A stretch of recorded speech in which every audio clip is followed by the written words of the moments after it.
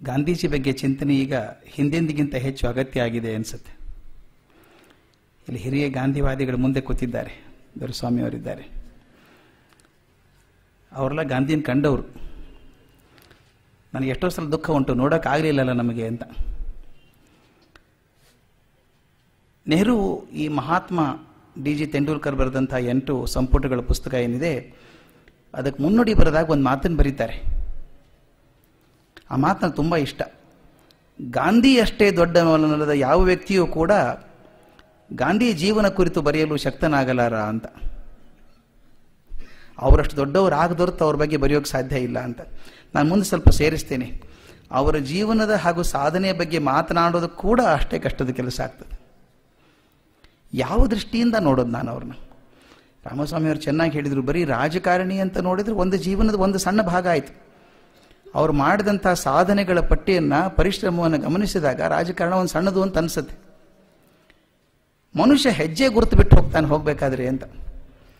ಕೆಲವರು ಹೆಜ್ಜೆ ಗುರುತು ಬಿಟ್ಟು ಹೋಗ್ತಾರೆ, ಕೆಲವರು ಹೋಗುವಾಗ ಇರೋ ಹೆಜ್ಜೆಯನ್ನು ಕೂಡ ಅಳಿಸಿ ಹೋಗ್ತಾರೆ ಅಂತ. ನಾನು ಈ ಮಾತಾಡಬೇಕಾದ್ರೆ ಯಾಕೆ ಆಯ್ಕೊಂಡೆ ಈ ವಿಷಯವನ್ನು ಅಂತ ತಮಗೆ ತಿಳಿಸ್ಬೇಕು. ನನ್ನ ಕಣ್ಣು ಮುಂದೆ 2 ಚಿತ್ರ ಬರ್ತಾ ಇದೆ. ಈ ವಿಷಯ ಆರಿಸ್ಕೊಂಡಾಗ ರಾಮು ಅವರು ಹೇಳಿದಾಗ ಇದರ ಬಗ್ಗೆ ಮಾತಾಡ್ತೀನಿ ನಾನೇ ಅಪೇಕ್ಷೆ ಪಟ್ಟದ್ದು. ನಾನು ಗಾಂಧಿಯವ್ರ ಬಗ್ಗೆ ಅಥಾರಿಟಿ ಅಂತಲ್ಲ, ತುಂಬ ಆಳವಾಗಿ ತಿಳ್ಕೊಂಡಿದ್ದೇನೆ ಅಂತಲ್ಲ. ಆದರೆ 2 ಚಿತ್ರ ನನ್ನ ಕಣ್ಣು ಮುಂದೆ ನಿಂತದಲ್ಲ. ಮೊದಲೇದು ನನ್ನ ಬಾಲ್ಯದಲ್ಲಿ ಹಾಗೂ ಬೆಳೀತಿರ್ಬೇಕಾದ್ರೆ ನಾನು ಕಂಡಂಥ ಅನೇಕ ಜನ ಹಿರಿಯರು, ಮಹಾನುಭಾವರು, ನನ್ನ ಮನಸ್ಸಿನ ಮೇಲೆ ಬಿತ್ತಿದಂಥ ಗಾಂಧಿ ಚಿತ್ರ ಒಂದಿದೆ. ತುಂಬ ದೊಡ್ಡವರು, ಅವ್ರ ಹೆಸರುಗಳನ್ನು ಹೇಳ್ತೇನೆ. ಅವ್ರು ಏನು ನನ್ನ ಮನಸ್ಸಿನ ಚಿತ್ರ ಹಾಕಿದ್ರು ಗಾಂಧಿದು, ಅದು ಒಂದಾದರೆ, ಇನ್ನೊಂದು ಈಗ ಪತ್ರಿಕೆಗಳು ಬರ್ತಿರೋ ಹಾಗೆ ನಮ್ಮ ಕಾಲೇಜ್ ಮಕ್ಕಳಿಗೆ ಗಾಂಧೀಜಿ ಬಗ್ಗೆ ಏನು ಕಲ್ಪನೆ ಸಿಗ್ತಾ ಇದೆ ಅನ್ನುವಂಥ ಇನ್ನೊಂದು ಚಿತ್ರ ನನ್ನ ಮನಸ್ಸಲ್ಲಿದೆ. 2 ಚಿತ್ರ ನನ್ನ ಮುಂದಿದೆ. ಈ 2ರ ನಡುವೆ ಇರುವಂಥ ಅಗಾಧ ವ್ಯತ್ಯಾಸ ನನ್ನ ಮನಸ್ಸನ್ನು ಕಲಕಿದೆ.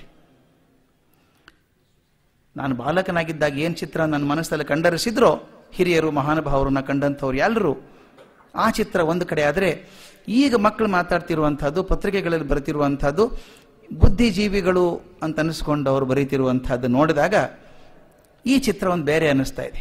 ತುಂಬ ವ್ಯತ್ಯಾಸ ಕಾಣಿಸಿದಾಗ ಮನಸ್ಸು ಕಲ್ಕತ್ತೆ.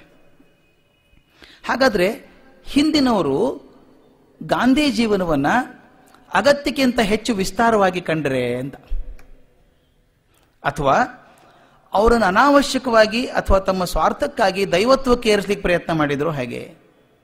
ನಾನು ಈಗ ಬೆಳಗ್ಗೆ ಯಾಕೆ ಹೇಳ್ತೀನಿ ಅಂದರೆ, ಇನ್ನೊಂದು ಘಟನೆ ತಂದಿದ್ದೀನಿ, ಪತ್ರ ಕೂಡ ತಂದಿದ್ದೀನಿ. ಬೆಳಗ್ಗೆ ಒಂದು ಪತ್ರ ಬಂದಿದೆ ಮಂಗಳೂರಿಂದ ನನಗೆ. ಯಾರೋ ತಾಯಿ ಬರೆದಿದ್ದಾರೆ ಪತ್ರ. ನಾನು 11ನೇ ತಾರೀಕು, ಇದೇ ಜನವರಿ 11ಕ್ಕೆ ಅಲ್ಲಿ ಮಂಗಳೂರಲ್ಲಿ ಉಪನ್ಯಾಸ ಆಯಿತು. ಹೆಡ್ ಮಾಸ್ಟರ್ಸ್ ಎಲ್ಲ ಕರೆದಿದ್ರು. ಸುಮಾರು 800 ಜನ ಹೆಡ್ ಮಾಸ್ಟರ್ಸ್ಗೆ ಮಾತಾಡಬೇಕು ಅಂತ ಕರೆದಿದ್ರು. ನಾನು ಮಾತನಾಡಿದಾಗ ಗಾಂಧೀಜಿ ಬಗ್ಗೆ ಸ್ವಲ್ಪ ಉತ್ಸಾಹದಿಂದ ಮಾತಾಡಿರಬೇಕು. ಆಗ ತಾಯಿ ಬರೆದಿದ್ದಾರೆ, ನೀವು ರಾಮಕೃಷ್ಣಾಶ್ರಮದ ಹಾಲಲ್ಲಿ ನಿಂತ್ಕೊಂಡು ಗಾಂಧೀಜಿಯವರು ಹೊಗಳಿದ್ದು ನನಗೆ ಭಾಳ ದುಃಖ ಆಯಿತು ಅಂತ ಬರೆದಿದ್ದಾರೆ. ಪತ್ರ ಇದೆ ನನ್ನ ಕಡೆ, ಇವತ್ತೊಂದು ಸಾಯಂಕಾಲ ಓದಿದ್ದೇನೆ ಅದನ್ನು. ಭಾಳ ದುಃಖ ಆಯಿತು, ಇನ್ಮೇಲೆ ಅಂಥದ್ದು ಮಾಡಬೇಡಿ. ಬ್ಯಾಕ್ಗ್ರೌಂಡ್ ಬರೀತಾರೆ, ಅದು ಚೆನ್ನಾಗಿರೋದು. ನನಗೆ ಆಶ್ಚರ್ಯ ಯಾಕಾಗೋದು ಅಂದರೆ ಬರೆದಿದ್ದಾರೆ, ನಾನು ಹುಡುಗಿಯಾಗಿದ್ದಾಗ ನಮ್ಮ ಅಜ್ಜ ಗಾಂಧಿ ಭಕ್ತರಾಗಿದ್ದರು. ನಮ್ಮ ಮನೆಯಲ್ಲೇನೆ ಗಾಂಧೀಜಿ ಬಂದು ಒಂದು ಸಾಯಂಕಾಲ ಒಂದು ಸತ್ಸಂಗ ಮಾಡಿದ್ದು ಉಂಟು, ಭಜನೆ ಕಾರ್ಯಕ್ರಮ ನಮ್ಮ ಮನೆಯಲ್ಲಿ ಮಾಡಿದ್ರು. ನಮ್ಮ ಅಜ್ಜ ಅಜ್ಜಿ ಅಂತೂ ಗಾಂಧೀಜಿಗಳ ಅನುಯಾಯಿಗಳೇ ಆಗಿಬಿಟ್ಟಿದ್ರು. ಆ ವಾತಾವರಣದಲ್ಲಿ ಬೆಳೆದಿದ್ದರಿಂದ ನನಗೆ ಕೂಡ ಗಾಂಧೀಜಿ ಭಾಳ ದೊಡ್ಡವರು ಅಂತವಿತ್ತು. ನಾನು ಒಂಥರ ಫಾಲೋವರ್ ಆಗಿದ್ದೆ. 10 ವರ್ಷಗಳ ಹಿಂದೆ ನನಗೆ ಯಾರೊಬ್ಬರು ಕಣ್ಣು ತೆರೆಸಿಬಿಟ್ರು. ವಿಷಯ ಹೀಗಲ್ಲ, ಇಂತಿಂಥ ಅನಾಹುತಗಳನ್ನು ಗಾಂಧೀಜಿ ಮಾಡಿದ್ದಾರೆ ಅಂತ ಹೇಳಿದರು. ಅಂದಿನ ನನಗೆ ಕಣ್ಣು ತೆಗೆದುಬಿಟ್ಟು ಇವತ್ತಿಂದ ನನಗೆ ಗಾಂಧೀಜಿ ಅಷ್ಟು ಮಾತಾಡಿದ್ರು ನೀವು ಹೇಳಿದಾಗ ಭಾಳ ದುಃಖ ಆಯಿತು.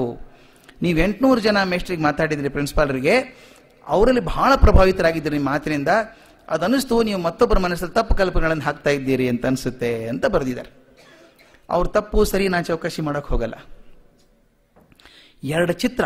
ಆಕೆಗೆ ತನಗೆ 50 ವರ್ಷ ಆಗೋರು, ಆಕೆಗೆ 60 ವರ್ಷ ಅಂತ ಬರ್ಕೊಂಡಿದ್ದಾರೆ. ಆದ್ದರಿಂದ 50 ವರ್ಷದವರೆಗೂ ಗಾಂಧಿ ಅನುಯಾಯಿ ಆಗಿದ್ದಂಥವರು 10 ವರ್ಷದಲ್ಲಿ ಪೂರಾ ರಿವರ್ಸ್ ಯೂಟರ್ನ್ ಆಗಬೇಕಾದ್ರೆ ಏನಾಗಿರಬೇಕು ಅಂತ ನನ್ಗೆ ಈ 2 ಚಿತ್ರಗಳು ನನ್ನ ಕಣ್ಮುಂದೆ ಬರ್ತಾ ಇದೆ.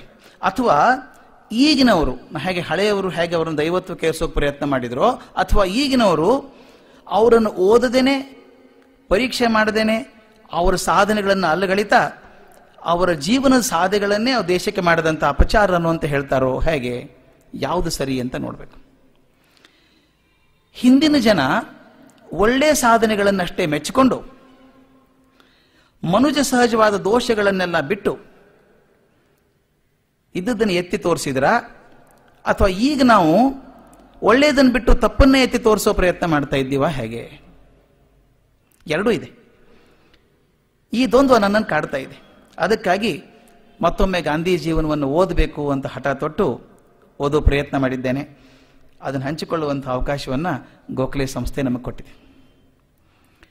ನನಗೆ ಋಷಿ ಸ್ವರೂಪರು DVG ಅವರು, ಅವ್ರ ಕಗ್ಗದ ಒಂದು ಮಾತು ನನಗೆ ಜೀವನಕ್ಕೊಂದು ಆದರ್ಶ ಅಂತ ಆಗಿ ಉಳ್ಕೊಂಡಿದೆ. ಆ ಮಾತನ್ನು ತುಂಬ ಇಷ್ಟ. ಕಗ್ಗದ ಮಾತು: ಬರದಿಹುದ ರೇಣಿಕೆಯಲ್ಲಿ ಬಂದಿಹುದ ಮರೆಯದಿರು, ಗುರುತಿಸು ಒಳಿತಿರುವುದನ್ನು ಕೇಡುಗಳ ಮಧ್ಯೆ, ಬಂದ ಭಾಗ್ಯವ ನೆನೆ ಬಾರೆನೆಂಬುದನ್ನು ಬಿಡು, ಹರುಷಕದೆ ದಾರಿಯಲು ಮಂಕುತಿಮ್ಮ. ಈ ಮಾತು ನನಗೆ ಯಾಕೆ ಇಷ್ಟ ಆಗತ್ತೆ ಅಂದರೆ, ಇದು ಬಹುಶಃ ಸಾರ್ವಕಾಲಿಕವಾಗಿದ್ದಂಥದ್ದು. ಬರದಿಹುದ ರೇಣಿಕೆಯಲ್ಲಿ ಬಂದಿಹುದ ಮರೆಯದಿರು. ಅದು ಇಲ್ಲ ಇದು ಇಲ್ಲ ಅಂತ ಕೊರಗಿ ಇದ್ದದ್ದನ್ನು ಮರಿತೇವಲ್ಲ ನಾವು, ಅದು ಮರಿಬೇಡ. ಗುರುತಿಸು ಒಳಿತಿರುವುದನ್ನು ಕೇಡುಗಳ ಮಧ್ಯೆ. ಇದು ಬಹಳ ದೊಡ್ಡ ಮಾತು, ನನಗೆ ಬಹಳ ಇಷ್ಟ ಆದಂಥದ್ದು. ಒಂದು ರಾಶಿ ಕೆಟ್ಟದಿರ್ಬೋದು ಸ್ವಾಮಿ, ಒಂದು ಎರಡು ಒಳ್ಳೇದಿಲ್ವಾ ಅದರೊಳಗೆ? ಅದನ್ನು ಹೆಕ್ಕಿ ತಗೊಂಡು ನನ್ನ ಜೀವನಕ್ಕೆ ಅನ್ವಯ ಮಾಡ್ಕೊಂಡು ನನ್ನ ಜೀವನ ಸುಧಾರಿಸಲ್ವಾ? ಅದನ್ನು ಬಿಟ್ಟು ನಾವೇನು ಮಾಡ್ತೀವಿ ಅಂದರೆ, ರಾಶಿ ಒಳ್ಳೇದ್ರೊಳಗೆ ನೋಡಿ ಇವೆರಡು ತಪ್ಪಿದೆ, ನೋಡಿ ಇವೆರಡು ಸರಿ ಮಾಡ್ಬೇಕು, ಇದು ಕೆಟ್ಟ ಹೇಳಿಲ್ಲ ತಪ್ಪಾಯ್ತು ಅಂತ ಹೇಳಿ. ನನ್ನ ಸ್ನೇಹಿತ ಭಾಳ ಒಳ್ಳೆ ಮಾತು ಹೇಳ್ತಿದ್ದ. ನಮ್ಮವ್ರು ಕೆಲವರಿಗೆ ಒಳ್ಳೆ ಗುಣ ನೋಡೋ ಕಣ್ಣು ಹೋಗ್ಬಿಡುತ್ತೆ ಅಂತ. ಒಬ್ಬ ನಾಯಿ ಸಾಕಿದ್ನಂತೆ. ಅವನಿಗೊಂದು ನಾಯಿಗೆ ಟ್ರೈನಿಂಗ್ ಕೊಟ್ಟಿದ್ದಾನೆ. ಅದೇನು ಟ್ರೈನಿಂಗ್ ಕೊಟ್ಟನೋ ಗೊತ್ತಿಲ್ಲ, ನೀರ್ ಮೇಲೆ ಓಡ್ತಿತ್ತಂತೆ, ಅದು ಮುಣಗ್ತಿರ್ಲಿಲ್ಲ. ಅವನು ದಿನ ಹೋಗಿ ಕಾಡಲ್ಲಿ ಹೋಗಿ ಬೇಟೆ ಆಡೋದು, ಪಕ್ಷಿ ಹೊಡಿತಿದ್ದಂತೆ. ಆ ಪಕ್ಷಿ ಬಂದು ಸರೋವರ ದಂಡೆ ಮೇಲೆ ನಿಂತು ಆಡೋದು. ಆ ಪಕ್ಷಿ ನೀರಲ್ಲಿ ಬಿದ್ದ ತಕ್ಷಣ ಈ ನಾಯಿ ಓಡೋಗಿ ಹಿಡ್ಕೊಂಡ್ ಬರ್ತಿತ್ತಂತೆ, ನೀರ್ ಮೇಲೆ ನಡ್ಕೊಂಡು ಓಡೋಗೋದು. ಅವನಿಗೆ ಆಶ್ಚರ್ಯ ಆಯ್ತು, ನಾಯಿ ಎಷ್ಟು ಚೆನ್ನಾಗಿ ಕಲ್ಕೊಂಡ್ಬಿಟ್ಟಿದೆ ಅಂತ. ತನ್ನ ಸ್ನೇಹಿತನ ಕರ್ಕೊಂಡು ಹೋದಂತೆ, ಒಂದು ವಿಶೇಷ ತೋರಿಸ್ತೀನಿ ಬಾ ನಿನಗೆ ಅಂತ ಕರ್ಕೊಂಡೋಗಿ ಹೀಗೆ ಮಾಡಿದ. ಪಕ್ಷಿ 2 ಸಲ ಬಿತ್ತು, ನಾಯಿ ಓಡ್ ಹೋಗಿ ತೊಗೊಂಡ್ಬಂತಂತೆ. 3-4 ಸಲ ತೊಗೊಂಡ್ಬಂತಂತೆ. ತೊಗೊಂಡ್ಮೇಲೆ ಕೇಳಿದಂತೆ, ನಿನಗೇನಾದ್ರು ವಿಶೇಷ ಕಾಣಿಸ್ತಾ? ಅದು ವಿಶೇಷ ಏನು? ದರಿದ್ರ ನಾಯಿಗೆ ಈಜೋಕೋ ಬರಲ್ಲ, ಓಡ್ಕೊಂಡು ಹೋಗುತ್ತೆ ನೀರ್ ಮೇಲೆ ಅಂದಂತೆ. ನೀರ್ ಮೇಲೆ ಓಡೋದು ವಿಶೇಷ ಅಲ್ವಾ? ಅದು ಕಾಣಿಸ್ಲೇ ಇಲ್ಲ ಅವನಿಗೆ. ಈಸೋಕೆ ಬರಲ್ಲ ನಾಯಿಗೆ, ಓಡ್ಕೊಂಡು ಹೋಗುತ್ತೆ ಮೇಲೆ ಅಂದಂತೆ. ಅಂದ್ರೆ ಅಂಥ ವಿಶೇಷತೆಯಲ್ಲೂ ಕೂಡ ವಿಶೇಷವನ್ನು ಗುರುತಿಸಿರುವಂಥ ಒಂದು ಅಭ್ಯಾಸ. ಅದಕ್ಕೆ ಹೇಳ್ತಾರೆ, ಗುರುತಿಸು ಒಳಿತಿರುವುದನ್ನು ಕೇಡುಗಳ ಮಧ್ಯೆ, ಬಂದ ಭಾಗ್ಯವನೇನೆ ಬಾರೆನೆಂಬುದನ್ನು ಬಿಡು. ಯಾವ್ದು ಬಂದಿದೆ ಅಂತ ಸಂತೋಷ ಪಡು, ಯಾವ್ದು ಬಂದಿಲ್ಲ ಅದ್ರ ಬಗ್ಗೆ ಚಿಂತೆ ಮಾಡಬೇಡ. ಹರುಷಕದೆ ದಾರಿಯಲು ಮಂಕುತಿಮ್ಮ. ಇಂಥ ಒಳ್ಳೆ ಮಾತು ನಮ್ಗೆ ಬೇಕು ಅಂತ ಅನಿಸುತ್ತೆ ಇವತ್ತು. ಯಾಕೆ ಹೇಳ್ತೀನಿ ಅಂದರೆ, ಆ ಮನೋಭಾವ ನಮಗೆ ತುಂಬ ಅಗತ್ಯ ಅಂತ ನಾನು ಮನಗಂಡಿದ್ದೇನೆ. ಮಕ್ಕಳಿಗೂ ಹೇಳಬೇಕು ಅಂತ ಅವಶ್ಯಕತೆ ಬಂದಿದೆ. ಆ ಕಾರಣ ಮುಂದೆ ಹೇಳ್ತೇನೆ. ಜಲಾಲುದ್ದೀನ್ ರೂಮಿ ಅನ್ನುವಂಥ ಸೂಫೀಸ್ ಅಂತ, ಬಹಳ ದೊಡ್ಡ ಸೂಫೀಸ್ ಅಂತ, ಒಂದು ಒಳ್ಳೆ ಉದಾಹರಣೆ ಕೊಡ್ತಾನೆ ಅವನ ಮನಸ್ಸು ಹೇಗಿದೆ ಅಂತ. 2 ಕೈದಿಗಳಿದ್ದರಂತೆ ಜೈಲಲ್ಲಿ. ಅವ್ರನ್ನ 14 ವರ್ಷ ಜೈಲಲ್ಲಿ ಇಟ್ಟಿದ್ದಾರೆ. ಮರುದಿನ ಶಿಕ್ಷೆ ಮುಗಿತಾ ಇತ್ತು. ಆ ಸೂಪರಿಂಟೆಂಡೆಂಟ್ ಪಾಪ ಒಳ್ಳೆ ಮನುಷ್ಯ ಅನ್ಸುತ್ತೆ, ಜೈಲ್ ಸೂಪರಿಂಟೆಂಡೆಂಟು. ಅಂತ ಹೇಳಿದಂತೆ, ನೋಡ್ರೋ ನಾಳೆ ಇಬ್ರು ಹೊರಗೆ ಹೋಗ್ತೀರಿ ನೀವು, ನಾ ಹೊರಗಡೆ ಜಗತ್ತು ಹೇಗಿದೆ ನೋಡ್ಬೇಕು ಅಂತ ಅನ್ಸಿದ್ಯಾ ನಿಮಗೆ ಅಂತ ಕೇಳಿದಂತೆ. ಅವ್ರು ನೋಡ್ಬೇಕು ಅಂತ, ಹೊರಗಡೆ ಏನು ನೋಡೇ ಇಲ್ಲ ನಾವು, ಹೊರಗಿನ ಜಗತ್ತು ಹೇಗಿದೆ ಗೊತ್ತಿಲ್ಲ, ನೋಡ್ತೀರಾ? ತೋರಿಸ್ತೀನಿ ಅಂದಂತೆ. ಪ್ರಿವ್ಯೂ ಅಂತಾರಲ್ಲ, ಒಂದ್ ದಿವಸ ಮೊದಲೇ ತೋರಿಸುವಂಥದ್ದು, ತೋರಿಸ್ತೀನಿ ಬಾ ನಿಮಗೆ ಅಂತ. ಅವನೇನ್ ಮಾಡಿದ ಸೂಪರಿಂಟೆಂಡೆಂಟ್ ಅಂದ್ರೆ, ಒಬ್ಬನ್ ತನ್ನ ಹೆಗಲ್ ಮೇಲೆ ನಿಲ್ಸ್ಕೊಂಡಂತೆ, ಎತ್ಕೊಂಡ್ಬಿಟ್ಟು ಮೇಲೆ ಕಿಟಕಿಯಿಂದ ಹೊರಗೆ ನೋಡು, ಏನ್ ಕಾಣುತ್ತೆ ನೋಡು, ಜಗತ್ತು ಕಾಣುತ್ತೆ ಹೊರಗಡೆ, ಅಲ್ಲೇ ಹೋಗೋದು ನಾಳೆ ನೀವು ಅಂದಂತೆ. ಅವನ ಹೆಗಲ್ ಏರಿದವನು ಒಬ್ಬ ಮೊದಲನೇ ಕೈದಿ ಆಕಾಶ ನೋಡಿದ್ನಂತೆ. ಆಕಾಶದಲ್ಲಿ ತಾರೆಗಳಿದೆ, ಚಂದ್ರ ಇದ್ದಾನೆ, ತುಂಬ ಚೆನ್ನಾಗಿತ್ತು. ನೋಡಿದ, ಆಹಾ ಎಷ್ಟು ಚೆನ್ನಾಗಿದೆಯಲ್ಲ ಜಗತ್ತು, ನಾನು ಅಲ್ಲೇ ಹೋಗೋದು ಅಂತ ಸಂತೋಷ ಪಟ್ಟನಂತೆ. ಅವನು ಇಳಿಸಿದ, ಇನ್ನೊಬ್ಬನ ಏರಿಸ್ಕೊಂಡ, ನೀ ನೋಡು ಹೊರಗಡೆ ಏನಿದೆ ಅಂತ. ಆತ ಮೇಲೆ ನೋಡಿಲ್ಲ, ಕೆಳಗೆ ನೋಡಿದ. ಹಿಂದಿನ ದಿವಸ ಮಳೆ ಆಗಿದೆ, ಮಳೆ ಆಗಿ ಕೊಚ್ಚೆ ಆಗಿಬಿಟ್ಟಿದೆ ನೆಲ ಎಲ್ಲ. ಅಯ್ಯೋ ನೆಲ ಎಲ್ಲ ಬರೀ ಕೊಚ್ಚೆ ಅಂದಂತವನು. ಅದಕ್ಕೆ ಅವನು ಸೂಪರಿಂಟೆಂಡೆಂಟ್ ಹೇಳಿದಂತೆ, ನೀವೇನು ಕಾಣ್ತಿರೋ ನಿಮ್ಮ ಜೀವನ ಹಂಗಿರುತ್ತೆ ಅಂತ ಹೇಳಿದಂತೆ. ತಾರೆ ನಕ್ಷತ್ರ ಕಂಡ್ರೆ ಸಂತೋಷ ಕಂಡ್ರೆ ಅದು ಸಂತೋಷ ಇರುತ್ತೆ ನಿನಗೆ. ಬರೀ ಕೆಟ್ಟದನ್ನೇ ಕಾಣಬೇಕು ಅಂತಂದ್ರೆ ಕೆಟ್ಟದೇ ಆಗತ್ತೆ ನಿನಗೆ. ಆದ್ದರಿಂದ ನೀನೇನು ಕಾಣ್ತೀಯೋ ಅದಾಗ್ತೀಯ ನೀನು. You become what you think and what you see. ಅದನ್ನು ಹೇಳ್ಕೊಂಡು ನನಗೆ ಅನಿಸೋದು ಈ ವಿಚಾರದಲ್ಲಿ ಸ್ವಲ್ಪ ವಿಚಾರ ಆಗಬೇಕು. ನನ್ನ ಬಾಲ್ಯದಲ್ಲಿ ನನ್ನ ಅಜ್ಜ, ನನಗೆ ಭಾಳ ನೆನೆಸ್ಕೋತೇನೆ ಅವ್ರನ್ನ. ನನ್ನ ಅಜ್ಜನೇ ನನಗೆ ಪುಸ್ತಕ, ರೇಡಿಯೋ, ಟೆಲಿವಿಷನ್, ಡಿಕ್ಷನರಿ, ಎನ್ಸೈಕ್ಲೋಪೀಡಿಯಾ ಎಲ್ಲ ನಮ್ಮ ಅಜ್ಜನೇ. ಆಗಿನ ಕಾಲಕ್ಕೆ ಹುಡುಗರಿಗೆಲ್ಲ ನಮ್ಮ ಅಜ್ಜನೇ ಮಾದರಿ ನಮಗೆಲ್ಲ ಹೇಳೋದು. ಆತ ಹೇಳ್ತಿದ್ದಂತಹ ಕಥೆಗಳಾಗಲಿ ಘಟನೆಗಳಾಗಲಿ ತುಂಬ ಸ್ವಾರಸ್ಯಕರವಾಗಿರ್ತಿದ್ವು. ಅದಲ್ಲದೆ ಬೆಳೆಯುತ್ತಿರುವಂತಹ ನನ್ನ ಮನಸ್ಸಿನ ಮೇಲೆ ಈ ಹಸಿ ಗೋಡೆ ಮೇಲೆ ಕೈ ಇಡೋದು ಅಂತೀವಲ್ಲ, ಪರ್ಮನೆಂಟಾಗಿ ಉಳ್ಕೊಂಡ್ಬಿಡು, ಅಚ್ಚು ಒಳ್ಳೆದಂಗೆ ಉಳ್ಕೊಂಡ್ಬಿಡುತ್ತೆ. ಹಾಗೆ ಹಸಿ ಗೋಡೆ ಮೇಲೆ ಬೆರಳು ಮೂಡಿಸಿದ ಹಾಗೆ ನಮ್ಮ ಅಜ್ಜ ಹೇಳಿದ ಚಿತ್ರಕಥೆಗಳು ನನ್ನ ಕಣ್ಣು ಮುಂದಿದೆ. ಆ ಕಥೆ ಹೇಳಿದ್ರು ಚಿತ್ರರೂಪದಲ್ಲಿ ನನ್ನ ಕಣ್ಣು ಮುಂದಿದೆ. ಅಷ್ಟು ಸ್ವಾರಸ್ಯಕರ ಹೇಳಿದ ಶಕ್ತಿ ಅವನಲ್ಲಿತ್ತು. ನಮ್ಮ ಅಜ್ಜ ಗಾಂಧಿ ನೋಡಿದ್ರೋ ಇಲ್ಲೋ ನನಗೆ ತಿಳಿದಿಲ್ಲ, ನೆನಪಿಲ್ಲ ನನಗೆ. ಆದರೆ ಗಾಂಧೀಜಿ ಬಗ್ಗೆ ಮಾತಾಡಿದಾಗೆಲ್ಲ ಭಾವಪರವಶರಾಗ್ತಿದ್ರು ಅವರು. ಎಷ್ಟೊಂದು 2-3 ಸಲ ಗಾಂಧೀಜಿ ಬಗ್ಗೆ ಹೇಳಿದಾಗ ಅವ್ರ ಕಣ್ಣು ಒದ್ದೆ ಆದದ್ದನ್ನು ನಾನು ಕಂಡಿದ್ದೇನೆ. ತುಂಬ ಸಂತೋಷಪಟ್ಟು ಹೇಳೋರು. ಅಂತ ಮನುಷ್ಯ ಇದ್ದದ್ದು ಅವರು ತಿರುಗಾಮರ್ಗೆ ಹೇಳಿದಂಥ ಪದ, ಭೂಮಿ ಪುಣ್ಯದಿಂದ ಅಂಥವ್ರು ಹುಟ್ಟುತ್ತಾರಪ್ಪ, ಯಾವಾಗಲೂ ಒಮ್ಮೆ ಭೂಮಿ ಪುಣ್ಯದಿಂದ ಅಂಥವ್ರು ಹುಟ್ಟುತ್ತಾರೆ ಅಂತ ಹೇಳೋದು ನಮ್ಮಜ್ಜ. ನನಗೆ ಗಾಂಧೀಜಿ ಜೀವನ ಅರ್ಥ ಮಾಡ್ಕೊಳ್ಳುವಂಥ ಶಕ್ತಿ ಆಗಿಲ್ಲದೆ ಹೋದರೂ ಕೂಡ ಯಾರೋ ದೊಡ್ಡವ್ರ ಬಗ್ಗೆ ಹೇಳ್ತಾರೆ ಅಂತ ಕಲ್ಪನೆ ಅಷ್ಟಿತ್ತು ಸಣ್ಣ ಹುಡುಗಾಗಿದ್ದಾಗ. ಆ ಮನಃಪಟಲದ ಮೇಲೆ ಅಷ್ಟು ಚೆನ್ನಾಗಿ ಹೇಳ್ತಿದ್ರು ಅಂದರೆ, ತಮ್ಮ ಮನಃಪಟಲ ಮೇಲೆ ಏನೇನು ಚಿತ್ರ ಬಂತೋ ಅದು ನನ್ನ ಪಟಲ ಮೇಲೆ ಮೂಡಿಸುವಷ್ಟು ಸಮರ್ಥವಾಗಿ ಹೇಳ್ತಾ ಇದ್ರು. ಅದು ಕೂತ್ಕೊಂಡ್ಬಿಟ್ಟಿದೆ ನನ್ನ ಕನಸಲ್ಲಿ. ಆವಾಗ ಅನಿಸೋದು, ನಾನು ಗಾಂಧೀಜಿ ನೋಡ್ಲಿಲ್ಲಲ್ಲ. ನಮ್ಮ ಅಜ್ಜನ ಕೇಳೋದು, ಹೇಗಿದ್ರು ಗಾಂಧೀಜಿ ಅಂತ, ತೋರಿಸ್ತೀನಿರು ಅಂತ. ಯಾವುದೋ ಒಂದು ಪುಸ್ತಕದಲ್ಲಿ ಗಾಂಧೀಜಿ ಫೋಟೋ, ಅದೆಲ್ಲ ಬ್ಲ್ಯಾಕ್ ಆ್ಯಂಡ್ ವೈಟ್ ಫೋಟೋ. ಅವಾಗ ಏನು ಮೂಡೋದು ಸರಿಯಾಗಿ ಮೂಡ್ತಿರ್ಲಿಲ್ಲ ಅವು, ಅಂತ ತೋರಿಸೋರು, ಇದು ನೋಡಿ ಗಾಂಧಿ ಅಂತ. ಅದೊಂದು ಸ್ಟ್ಯಾಂಡರ್ಡ್ ಫೋಟೋ ಇತ್ತು, ಒಂದು ಸೈಡ್ ಪೋಸಲ್ಲಿ ಬಚ್ಚಬಾಯಿ ಇರುವಂಥ ಗಾಂಧಿ ಕನ್ನಡಕ್ಕೆ ಹಾಕೋ, ಅದೊಂದೇ ಚಿತ್ರ ನಮ್ಮ ಕಣ್ಣು ಬಂದಿರೋದು. ಅವ್ರು ನೋಡ್ಲಿಲ್ಲಲ್ಲ ಅಂತ ದುಃಖ ಆಗಿರೋದು ನನಗೆಲ್ಲ ಅವಾಗ. ಮುಂದೆ ನಾನು ಬೆಳೆದ ಹಾಗೆ ಧಾರವಾಡದಲ್ಲಿ ನನ್ನ ಮನೆ ಹಿಂದಿನ ಹೊಂದಿದಂಥ ಮನೆಯೇ, ಒಂದೇ ಗೋಡೆ ಅಂತರ ನನಗೆ ಮತ್ತು ಬಸವರಾಜ ರಾಜಗುರು ಖ್ಯಾತ ಸಂಗೀತಗಾರರು, ಒಂದೇ ಗೋಡೆ ಅಂತರ. ನಾವು ಕಾಕಾ ಕಾಕಾ ಅಂತ ಹೇಳಿ ಅವ್ರ ಮನೆಗೆ ಹೋಗ್ತಿದ್ವಿ. ಅವ್ರು ಹೇಳೋದಾಗ್ಲಿ ಅಥವಾ ಮಲ್ಲಿಕಾರ್ಜುನ್ ಮನ್ಸೂರ್ ಹಿಂದೂಸ್ತಾನಿ ಸಂಗೀತದ ಸೀಮಾ ಪುರುಷ ಅಂತ ಹೇಳ್ತಾರೆ, ತುಂಬ ಹತ್ತಿರವಾಗಿದ್ದಂಥವ್ರು. ಅವ್ರ ಕಡೆ ಹೋಗಿ ಅವ್ರ ಮನೇಲಿ ಕೂತ್ಕೊಳ್ಳೋಂಥ ಸಲಿಗೆ ಇತ್ತು ನನಗೆ. ಅವ್ರನ್ನೆಲ್ಲ ಕೇಳಿದಾಗ ಅವ್ರು ಎಲ್ಲರೂ ಒಳ್ಳೆ ಮಾತನ್ನೇ ಹೇಳೋರು ಗಾಂಧೀಜಿ ಬಗ್ಗೆ. ಮಲ್ಲಿಕಾರ್ಜುನ್ ಮನ್ಸೂರ್ ಅಂತೂ ಬಿಡಪ್ಪ, ಅವ್ರು ದೇವರೇ ಬಿಡು, ಅವ್ರು ದೇವರೇ ಬಿಡು ಅಂತ ಹೇಳುವಂಥ ಮನುಷ್ಯ ಮಲ್ಲಿಕಾರ್ಜುನ್ ಮನ್ಸೂರ್ ಹೇಳುವಂಥದ್ದು. ಅವ್ರು ಬರೀ ಭಾವನೆಯಿಂದ ಹೇಳ್ತಿದ್ರು, ಪೂರ್ತಿ ಜೀವನ ಅರ್ಥ ಮಾಡ್ಕೊಂಡಿದ್ರು, ನನಗೆ ಅರ್ಥ ಮಾಡುವಂಥ ಶಕ್ತಿ ಇಲ್ಲ ನನಗೆ. ಆದ್ರೆ ಅವರೆಲ್ಲ ಮೆಚ್ಕೊಂಡದ್ದು ಮಾತ್ರ ಸರಿ, ಅವರು ತುಂಬ ಮೆಚ್ಕೊಂಡಿದ್ರು. ಮಾತಿನ ಗಾರಡಿಗ ಬೇಂದ್ರೆ ಅವರಂತೂ ಗಾಂಧೀಜಿ ಬಗ್ಗೆ ತುಂಬ ಹುಚ್ಚು, ತುಂಬ ಪ್ರೀತಿ ಕೂಡ. ಅವ್ರು ಎಷ್ಟೋ ಸಲ ಕೇಳಿದಾಗ, ಗಾಂಧೀಜಿ ನೋಡಿದ್ದೀರಾ ನೀವು ಅಂತ ಕೇಳಿದ್ರೆ, ಬಿಡಪ್ಪ ಅವ ಪವಾಡ ಅನ್ನೋರು. ಪವಾಡ ಯಾಕ ಅಂತ ಕೇಳಿದ್ರೆ ಹೇಳೋರು, ಪವಾಡ ಯಾಕಂದ್ರೆ ನಮ್ಮಂಥ ಸಿಟ್ಟಿನ ಮಂದಿ ಒಳಗೆ ತಣ್ಣ ಕೂತಿದ್ನಲ್ಲ ಐಸ್ ನಂಗಮ್ಮ, ನಮ್ಮಂಥ ಸಿಟ್ಟಿನ ಮಂದಿ ಒಳಗೆ, ನಾವು ಈ ಸಿಟ್ಟಿನ ಬಹಳ ಕೋಪ ಮಾಡ್ಕೊಳ್ಳೋ ಜನ ನಾವು, ನಮ್ಮ ಕೋಪದ ಮಂದಿ ಒಳಗೆ ಕೂಡ ಐಸ್ ನಂಗೆ ಕೂತಿದ್ನಲ್ಲ ತಂಪಗಮ್ಮ, ಅದಕ್ಕೆ ಪವಾಡದ ಮನುಷ್ಯ ಅಂತ ಹೇಳೋರು. ಇನ್ನೊಂದ್ಸಲ ನನಗೆ ಸ್ಪಷ್ಟ ನೆನಪಿದೆ, ನಾನು ರಿಸರ್ಚ್ ಮಾಡ್ತಿರ್ಬೇಕಾದ್ರೆ ಅವ್ರು ಸ್ಕೂಟರ್ ಮೇಲೆ ಕರ್ಕೊಂಡು ಹೋಗಿದ್ದೆ. ಟಾಂಗಾದಲ್ಲಿ ಕೂತು ಇಬ್ಬರು ಹೋಗ್ತಾ ಇದ್ವಿ. ಹೋದಾಗ ಕೇಳಿದೆ, ನೀವು ಗಾಂಧೀಜಿ ಬಗ್ಗೆ ಹೋಸಲು ಹೇಳಿದ್ರಿ ಐಸ್ ಇದ್ದಂಗಿದ್ದಾರೆ, ಇಷ್ಟು ಕೋಪದ ಕರಗಲಿಲ್ಲ ಯಾಕೆ ಐಸೋದು ಅಂತ. ಅವ್ರ ಥೇರಿನೇ ಹೇಳಿ ಕೇಳಿದೆ, ಇಷ್ಟು ಕೋಪದಾಗಿದ್ದ ಕರಗಬೇಕಾಗಿತ್ತಲ್ಲ ಐಸು ಅಂತ. ಅವ್ರು ಹೇಳಿದ ಮಾತನ್ನ ಬರ್ಕೊಂಬಂದೆ. ಎಷ್ಟು ಚಂದ ಹೇಳಿದ್ರು ಅಂದ್ರೆ ಅವರು, ಅವ ಎಷ್ಟು ಎತ್ತರಕ್ಕೆ ಹೋಗ್ಬಿಟ್ಟ ಅಂದ್ರೆ ನಮ್ಮ ಕಣ್ಣಿಗೆ ಎಟಕಲಿಲ್ಲ ಅಂತ. ಶಬ್ದದ ಗಾರುಡಿಗ 2 ಅರ್ಥ ಬರುತ್ತೆ ಅದರೊಳಗೆ. ಎಷ್ಟು ಎತ್ತರಕ್ಕೆ ಗಾಂಧಿ ಹೋಗ್ಬಿಟ್ಟ ಅಂದ್ರೆ ನಮ್ಮ ಕಣ್ಣಿಗೆ ಎಟಕಲಿಲ್ಲ ಅಂತ. ನಾವು ಆ ಮಟ್ಟಕ್ಕೆ ಏರ್ಲಿಕ್ಕೂ ಹೋಗ್ಲಿಲ್ಲ, ಅರ್ಥ ಮಾಡ್ಕೊಳಕ್ಕೂ ಪ್ರಯತ್ನ ಮಾಡಲಿಲ್ಲ, ನಮ್ಮ ಕೈಗೆ ಸಿಗ್ಲಿಲ್ಲ ಅಂದ್ಕೊಂಡು ಮಾಡ್ತೀವಿ, ಪ್ರಯೋಜನ ಇಲ್ಲ ಬಿಡು, ಗ್ರೇಪ್ಸ್ ಆರ್ ಸಾರ್ ಅಂತ ಹೇಳಿ 2 ಅರ್ಥ ಬರೋಂಗೆ ಹೇಳಿದ್ರು ಅವರು. ಅವ್ನು ಎಷ್ಟು ಎತ್ತರಕ್ಕೆ ಹೋಗ್ಬಿಟ್ಟ ಅಂದ್ರೆ ನಮ್ಮ ಕಣ್ಣಿಗೆ ಎಟಕಲಿಲ್ಲ ಅವ ಅಂತ ಎಂದು ಕಾವ್ಯಾತ್ಮಕವಾಗಿ ಹೇಳಿಬಿಟ್ರು. ನಮ್ಮ ಡಾಕ್ಟರ್ GP ರಾಜರತ್ನಂ, ನಾನು ಬೆಂಗಳೂರಿಗೆ ಬಂದಾಗ ಹೊಸದಲ್ಲಿ ನನಗೆ ಮಾರ್ಗದರ್ಶಕರಾಗಿದ್ದವರು ಅವರು. ಅವ್ರು ಗಾಂಧಿ ಬಗ್ಗೆ ಎಷ್ಟು ಬರೆದಿದ್ದಾರೆ, ಈ ಸಣ್ಣ ಸಣ್ಣ ಕಥೆಗಳನ್ನು ಎಷ್ಟು ಬರೆದಿದ್ದಾರೆ. ಅವರು ಕೊನೆವರೆಗೂ ಖಾದಿನೇ ಹಾಕ್ಕೋತಿದ್ರು. ಎಷ್ಟು ಪ್ರೀತಿ ಗಾಂಧೀಜಿ ಬಗ್ಗೆ. ನಾನು ಯಾಕೆ ಹೇಳ್ತಿದ್ದೀನಿ ಅಂದರೆ, ನಾನು ಬೆಳೆಯುವಂಥ ಮನಸ್ಸಿನ ಮೇಲೆ ಛಾಪ್ ಓದ್ತಿದ್ದವ್ರು ಇವರೆಲ್ಲ ಛಾಪ್ ಓದ್ತಿದ್ದವ್ರು. ಅದರಿಂದ ಆ ಚಿತ್ರ ಸರಿನೋ ಈ ಚಿತ್ರ ಸರಿನೋ ಅಂತ ನೋಡೋ ಕಲ್ಪನೆಯಲ್ಲಿ ಇದ್ದೀನಿ ನನಗೆ. ಆಮೇಲೆ ಮಾಸ್ತಿಯವರಾಗಲಿ VC ಅವರಾಗಲಿ ಅವ್ರಿಗೆಲ್ಲ ಗಾಂಧಿ ಒಂದು ಆದರ್ಶ ಇದ್ದ ಹಾಗಿದ್ರು. ಯಾಕೆ ಹೇಳಿದ್ರೆ, ದೊಡ್ಡವರು, ಅವರೆಲ್ಲ ಹಿರಿಯರು, ತುಂಬ ಜೀವನದ ಆಳವನ್ನು ನೋಡಿದಂಥವ್ರು, ಅವರೆಲ್ಲ ಗಾಂಧಿನ ತುಂಬ ಮೆಚ್ಕೋತಾ ಇದ್ರು. ನಮ್ಮ DVG ಅವ್ರಿಗಂತೂ ಗಾಂಧಿ ಮೇಲೆ ತುಂಬ ವಿಶ್ವಾಸ, ತುಂಬ ಪ್ರೀತಿ. ಎಷ್ಟು ಕಡೆ ಬರೆದಿದ್ದಾರೆ ಪುಸ್ತಕದಲ್ಲಿ ಗಾಂಧೀಜಿ ಬಗ್ಗೆ ಬರೆದಿದ್ದಾರೆ ಅವರು. ನಮ್ಮ ಭಾವಚಿತ್ರ ಅನಾವರಣ ಮಾಡಿದ್ದು ಗಾಂಧೀಜಿಯವರಲ್ವಾ, ಗೋಖಲೆಯವರು ಗಾಂಧಿ ಚಿತ್ರ ಅನಾವರಣ ಮಾಡಿದವರೇ ಗಾಂಧೀಜಿಯವರ ಗುರುಗಳು ಗೋಖಲೆಯವರು ಅನಾವರಣ ಮಾಡಿದ್ದಾರೆ.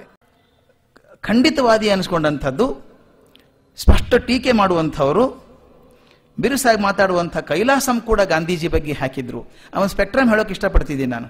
ಅಲ್ಲಿಂದ ತಗೊಂಡು ಬೇಂದ್ರೆಯವರಿಂದ ಮನ್ಸೂರಿಂದ ಹಿಡ್ಕೊಂಡು ನಮ್ಮ ಕೈಲಾಸಂ ಕೂಡ ಚೂರು ತಪ್ಪಾದ್ರೂ ಸಹನೆ ಮಾಡುವಂಥ ಮನುಷ್ಯ ಅಲ್ಲ, ತಕ್ಷಣ ಪ್ರತಿಕ್ರಿಯೆ ಕೊಡುವಂಥ ಮನುಷ್ಯ. ಕೈಲಾಸಂ ಹೇಗೆ ಬರೆದಿದ್ರು ಅಂತ ಅವರೊಂದು ಘಟನೆ ಬರೀತಾರೆ. 1927 ದೇಶಿ ವಿದ್ಯಾಶಾಲೆ ಮೈದಾನದಲ್ಲಿ ಗಾಂಧಿ ಬಂದಿದ್ರಂತೆ, ಖಾದಿ ಪ್ರದರ್ಶನಕ್ಕೆ ಬಂದಿದ್ರಂತೆ. ಕೈಲಾಸಂ ಬರೀತಾರೆ ಅದನ್ನು. ಬಂದಿದ್ರಂತೆ. ಬಂದಾಗ ಸ್ನೇಹಿತರಿಗೆ ಕೈಲಾಸಂ ಬಹಳ ದೊಡ್ಡವರು. ಅವ್ರಿಗೇನು ಆಸೆ ಅಂದರೆ ಕೈಲಾಸಂ ಅವ್ರನ್ನ ಗಾಂಧೀಜಿಯವ್ರಿಗೆ ಪರಿಚಯ ಮಾಡಬೇಕು ಅಂತ ಒಂದು ಆಸೆ. ಕೈಲಾಸಂ ಅವರಿಗೆ ಪರಿಚಯ ಮಾಡಬೇಕು ಗಾಂಧೀಜಿಯವ್ರದ್ದು ಅಂತ ಹೇಳಿ. ಅದಕ್ಕೆ ಹೇಳಿ ಬನ್ನಿ ಕರ್ಕೊಂಡು ಹೋಗೋದಾಗ ಅವ್ರು ಏನು ಮಾಡಿದ್ರು ಅಂತ ಎಷ್ಟು ಚೆಂದಾಗಿ ಬರೀತಾರೆ ನೋಡಿ. ಆದರೆ ಅವರು ಭಕ್ತಿ ಭಯ ಬೆಕ್ಕಸಗಳಿಂದ ತಮ್ಮ ಆರಾಧ್ಯ ಮೂರ್ತಿಯನ್ನು ನೋಡಿ, ಇದು ವರ್ಡು ಆರಾಧ್ಯ ಮೂರ್ತಿ ಅಂತ ಬರೀತಾರೆ, ನನ್ನ ಆರಾಧ್ಯ ಮೂರ್ತಿ ಗಾಂಧಿ ಅಂತ ಬರೀತಾರೆ. ಅವ್ರು ನೋಡ್ಬಿಟ್ಟು ಸುಮ್ಮನಿರಿ, ಅಲ್ಲಿರೋರು ಯಾರು ಗೊತ್ತಾ, ಮಹಾತ್ಮ. ಅದು ಅಲ್ಲಿರೋರ್ಗೆ ಯಾರು ಗೊತ್ತಾ, ಮಹಾತ್ಮ. ನನ್ನೇನು ಪರಿಚಯ ಮಾಡ್ತೀರಿ ಅವರಿಗೆ ಅಂಥೇಳಿ ಸುಮ್ಮನೆ ಕೂತ್ಕೊಂಡ್ರಂತೆ. ಮಾತಾಡಬೇಡ, ಕಣ್ಣು ತುಂಬ್ಕೋತೀನಿ ಅಂದ್ರಂತೆ. ಅವ್ರು ನೋಡಿ ಕಣ್ಣು ತುಂಬಿಕೊಂಡ್ರಂತೆ. ಇನ್ನೊಂದ್ಸಲ ಅವ್ರ ಭಾಷಣದಿಂದ ಪ್ರಭಾವಿತರಾದಾಗ ಹುಡುಗರು ಏನಾದರೂ ಸಂದೇಶ ಕೊಡಿ ಸರ್ ಅಂತ ಕೈಲಾಸಂ ಅವ್ರು ಕೇಳಿದ್ರಂತೆ. ಆ ಸಂದೇಶ ಎಷ್ಟು ಚೆನ್ನಾಗಿದೆ ನೋಡಿ, ಕೊಡಿ ಅಂದಾಗ ಹೇಳಿದ್ರಂತೆ, ಸಾಧ್ಯವಿದ್ದಷ್ಟು ಬಾಪೂಜಿ ಅಂತಾಗಿ ಕೈಲಾಸಂ ಅಂತ ಆಗಬೇಡಿ ಅಂತ ಹೇಳಿದ್ರಂತೆ. ಸಾಧ್ಯವಿದ್ದಷ್ಟು ಬಾಪೂಜಿ ಅಂತಾಗಿ ಕೈಲಾಸಂ ಅಂತ ಆಗಬೇಡಿ. ಅವ್ರು ಗಾಂಧೀಜಿ ಬಗ್ಗೆ ಒಂದು ಕವಿತೆ ಬರೆದಿದ್ದಾರೆ. ನನಗೆ ತಿಳಿದ ಮಟ್ಟಿಗೆ ಗಾಂಧೀಜಿ ಬಗ್ಗೆ ಬರೆದಂಥ ಅದ್ಭುತವಾದ ಕವಿತೆ ಇದು. ಹಾಸ್ಯ ದೃಷ್ಟಿಯಿಂದ ತಗೊಳ್ಳಿ, ಅದು ಎಷ್ಟು ಆಳಕ್ಕೆ ಹೋಗುತ್ತೆ ಅಂದರೆ ಪದ್ಯ, ಅಷ್ಟು ಅದ್ಭುತವಾದ ಪದ್ಯವನ್ನು ಬರೆದಿದ್ದಾರೆ. ಕೈಲಾಸಂ ಬರೆದಿದ್ದು ಎಷ್ಟು ಚಂದ ನೋಡಿ, ಬರೆಯೋ ಸ್ಟೈಲ್ ಕೈಲಾಸಂ, ಟಿಪಿಕಲ್ ಕೈಲಾಸಂ. ಅದು ಒಂದೇ ಹಿಡಿ ಮೂಳೆ ಚಕ್ಕಳ ಅಷ್ಟೇ, ಒಂದೇ ಹಿಡಿ ಮೂಳೆ ಚಕ್ಕಳ ಅಷ್ಟೇ. ಅದಕ್ಕೆ ಸುರಿ 3-4 ಚಮಚ ರಕ್ತ ಮಾಂಸ. ಒಂದು ಹಿಡಿ ಚಕ್ಕಳೆ ಮೂಳೆ, ಅದಕ್ಕೆ ಸುರಿ 3-4 ಚಮಚ ರಕ್ತ ಮಾಂಸ. ಜೊತೆಗಿರಿಸು ನೋಡಿ, ಎಕ್ದಮ್ ಕಾವ್ಯಾತ್ಮಕ ಆಗಿಬಿಡುತ್ತೆ. ಮೊದಲು ತಮಾಷೆಯಾಗಿ ಬಂದಂಥ ಮಾತು ಎಕ್ದಮ್ ಕಾವ್ಯಾತ್ಮಕ ಆಗಿಬಿಡುತ್ತೆ. ಜೊತೆಗಿರಿಸು ಪಾಪವನ್ನು ನೆರೆತೊರೆದ ಕಡಲನಾಳದ ಮನಸ. ಪಾಪವನ್ನು ನೆರೆತೊರೆದ ಕಡಲನಾಳದ ಮನಸ. ನೆರೆಬಂದ ಕಡಲಿನೊಳು ಪ್ರೇಮವಂ ತುಂಬಿದೆದೆಯ. ಆ ಪ್ರೀತಿ ಎಷ್ಟು ದೊಡ್ಡದು. ನೆರೆಬಂದ ಕಡಲಿನೊಲು ಪ್ರೇಮವಂ ತುಂಬಿದೆದೆಯ. ಮುಂದೆ ಮತ್ತೆ ತಮಾಷೆಗೆ ಬರುವಂಥದ್ದು, ಹಚ್ಚು ಮೊರಕಿವಿ 2. ಹಚ್ಚು ಮೊರಕಿವಿ 2, 2 ಪಿಳಿಪಿಳಿ ಕಣ್ಣ, 2 ಪಿಳಿಪಿಳಿ ಕಣ್ಣ. ಹಾಲು ಹಸುಳೆಯ ಮಂದಹಾಸವನ್ನು ಲೇಪಿಸದಕ್ಕೆ. ಆ ತುಟಿಗೆ ಹಾಲು ಹಸುಳೆಯ ಮಂದಹಾಸವನ್ನು ಲೇಪಿಸದಕ್ಕೆ. ಒಳಗಿರಿಸು, ಒಳಗೇನಿರಿಸಬೇಕು ಅಂದರೆ ಜೇನು ನಗುವಲು ಇನಿಯ ನಾಲಿಗೆಯ. ಮೇಣ್ ಹಿಮಗಿರಿಯ ಮೀರಿಸಿ ನಿಮಿರ್ದ ಹಿರಿಯ ಆತ್ಮವ. ಹಿಮಗಿರಿಯ ಮೀರಿಸಿ ನಿಮಿರ್ದ ಹಿರಿಯ ಆತ್ಮವ. ಇದರ ಹೂರಣವೋ, ಒಳಗಡೆ ಹೂರಣ ಏನಿದಕ್ಕೆ ಗೊಂಬೆಗೆ ಹೂರಣವೋ, ಸೋಯಾಬೀನ್ಸ್ ಖರ್ಜೂರ ಮೇಕೆ ಹಾಲು. ಸೋಯಾಬೀನ್ಸ್ ಖರ್ಜೂರ ಮೇಕೆ ಹಾಲು. ಮುಂದೇನು ಮಾಡಬೇಕು ಅಂದ್ರೆ ಎಷ್ಟು ಗಾಂಧಿನ ಚೆನ್ನಾಗಿ ಪ್ರೀತಿ ಮಾಡಿ ಬರೆದಂಥದ್ದು. ಮೇಲಿನಂಚಿನವರೆಗೂ ದುಃಖಿಗಳ ಕಣ್ಣೀರು ತುಂಬಿ ಪಕ್ವ ಮಾಡಿ ಈ ಇದನ್ನು ಸೆರೆಮನೆಯೊಳಂದಿನಿತು ವರುಷ ಇಡು. ಅದರೊಳಗೆ ದುಃಖಿಗಳ ಕಣ್ಣೀರನ್ನ ಅಂಚಿನವರೆಗೂ ತುಂಬಬೇಕಂತೆ. ಗಾಂಧೀಜಿ ಹೇಳಿದ್ರಲ್ಲ, ಅವ್ರ effort is to wipe every tear from every eye. ಪ್ರತಿಯೊಂದು ಕಣ್ಣಿಂದ ನೀರನ್ನು ಒರೆಸುವಂಥ ಕೆಲಸ ಆಗಬೇಕು. ಅದಕ್ಕೆ ಹೇಳ್ತಾರೆ, ಮೇಲಿನಂಚಿನವರೆಗೂ ದುಃಖಿಗಳ ಕಣ್ಣೀರು ತುಂಬಿ ಪಕ್ವ ಮಾಡಿ ಇದನ್ನು ಸೆರೆಮನೆಯೊಳಂದಿರಿಸುವ ವರುಷ. ಹೊರಗೆ ತೆಗೆ ಪರೆಯ ಪರಿವಾರದೆಂ ಗಮಗಮಿಸ ತೊಳಸಿ ಚಿಂದಿಯಲಿ ಸುತ್ತಿ, ಬಟ್ಟೆ ಸಣ್ಣದು, ಚಿಂದಿಯಲಿ ಸುತ್ತಿ ಸೆಳೆ ಬೊಂಬಿನ ಆಲಂಬನವನಿತ್ತು. ಒಂದು ಬೊಂಬು ಕೊಡು ಕೈಯಲ್ಲಿ, ಸೆಳೆ ಬೊಂಬಿನ ಆಲಂಬನವಿತ್ತು ಬಡಿಸುತ್ತಾ, ಅದನ್ನೇ ಬಡಿಸು.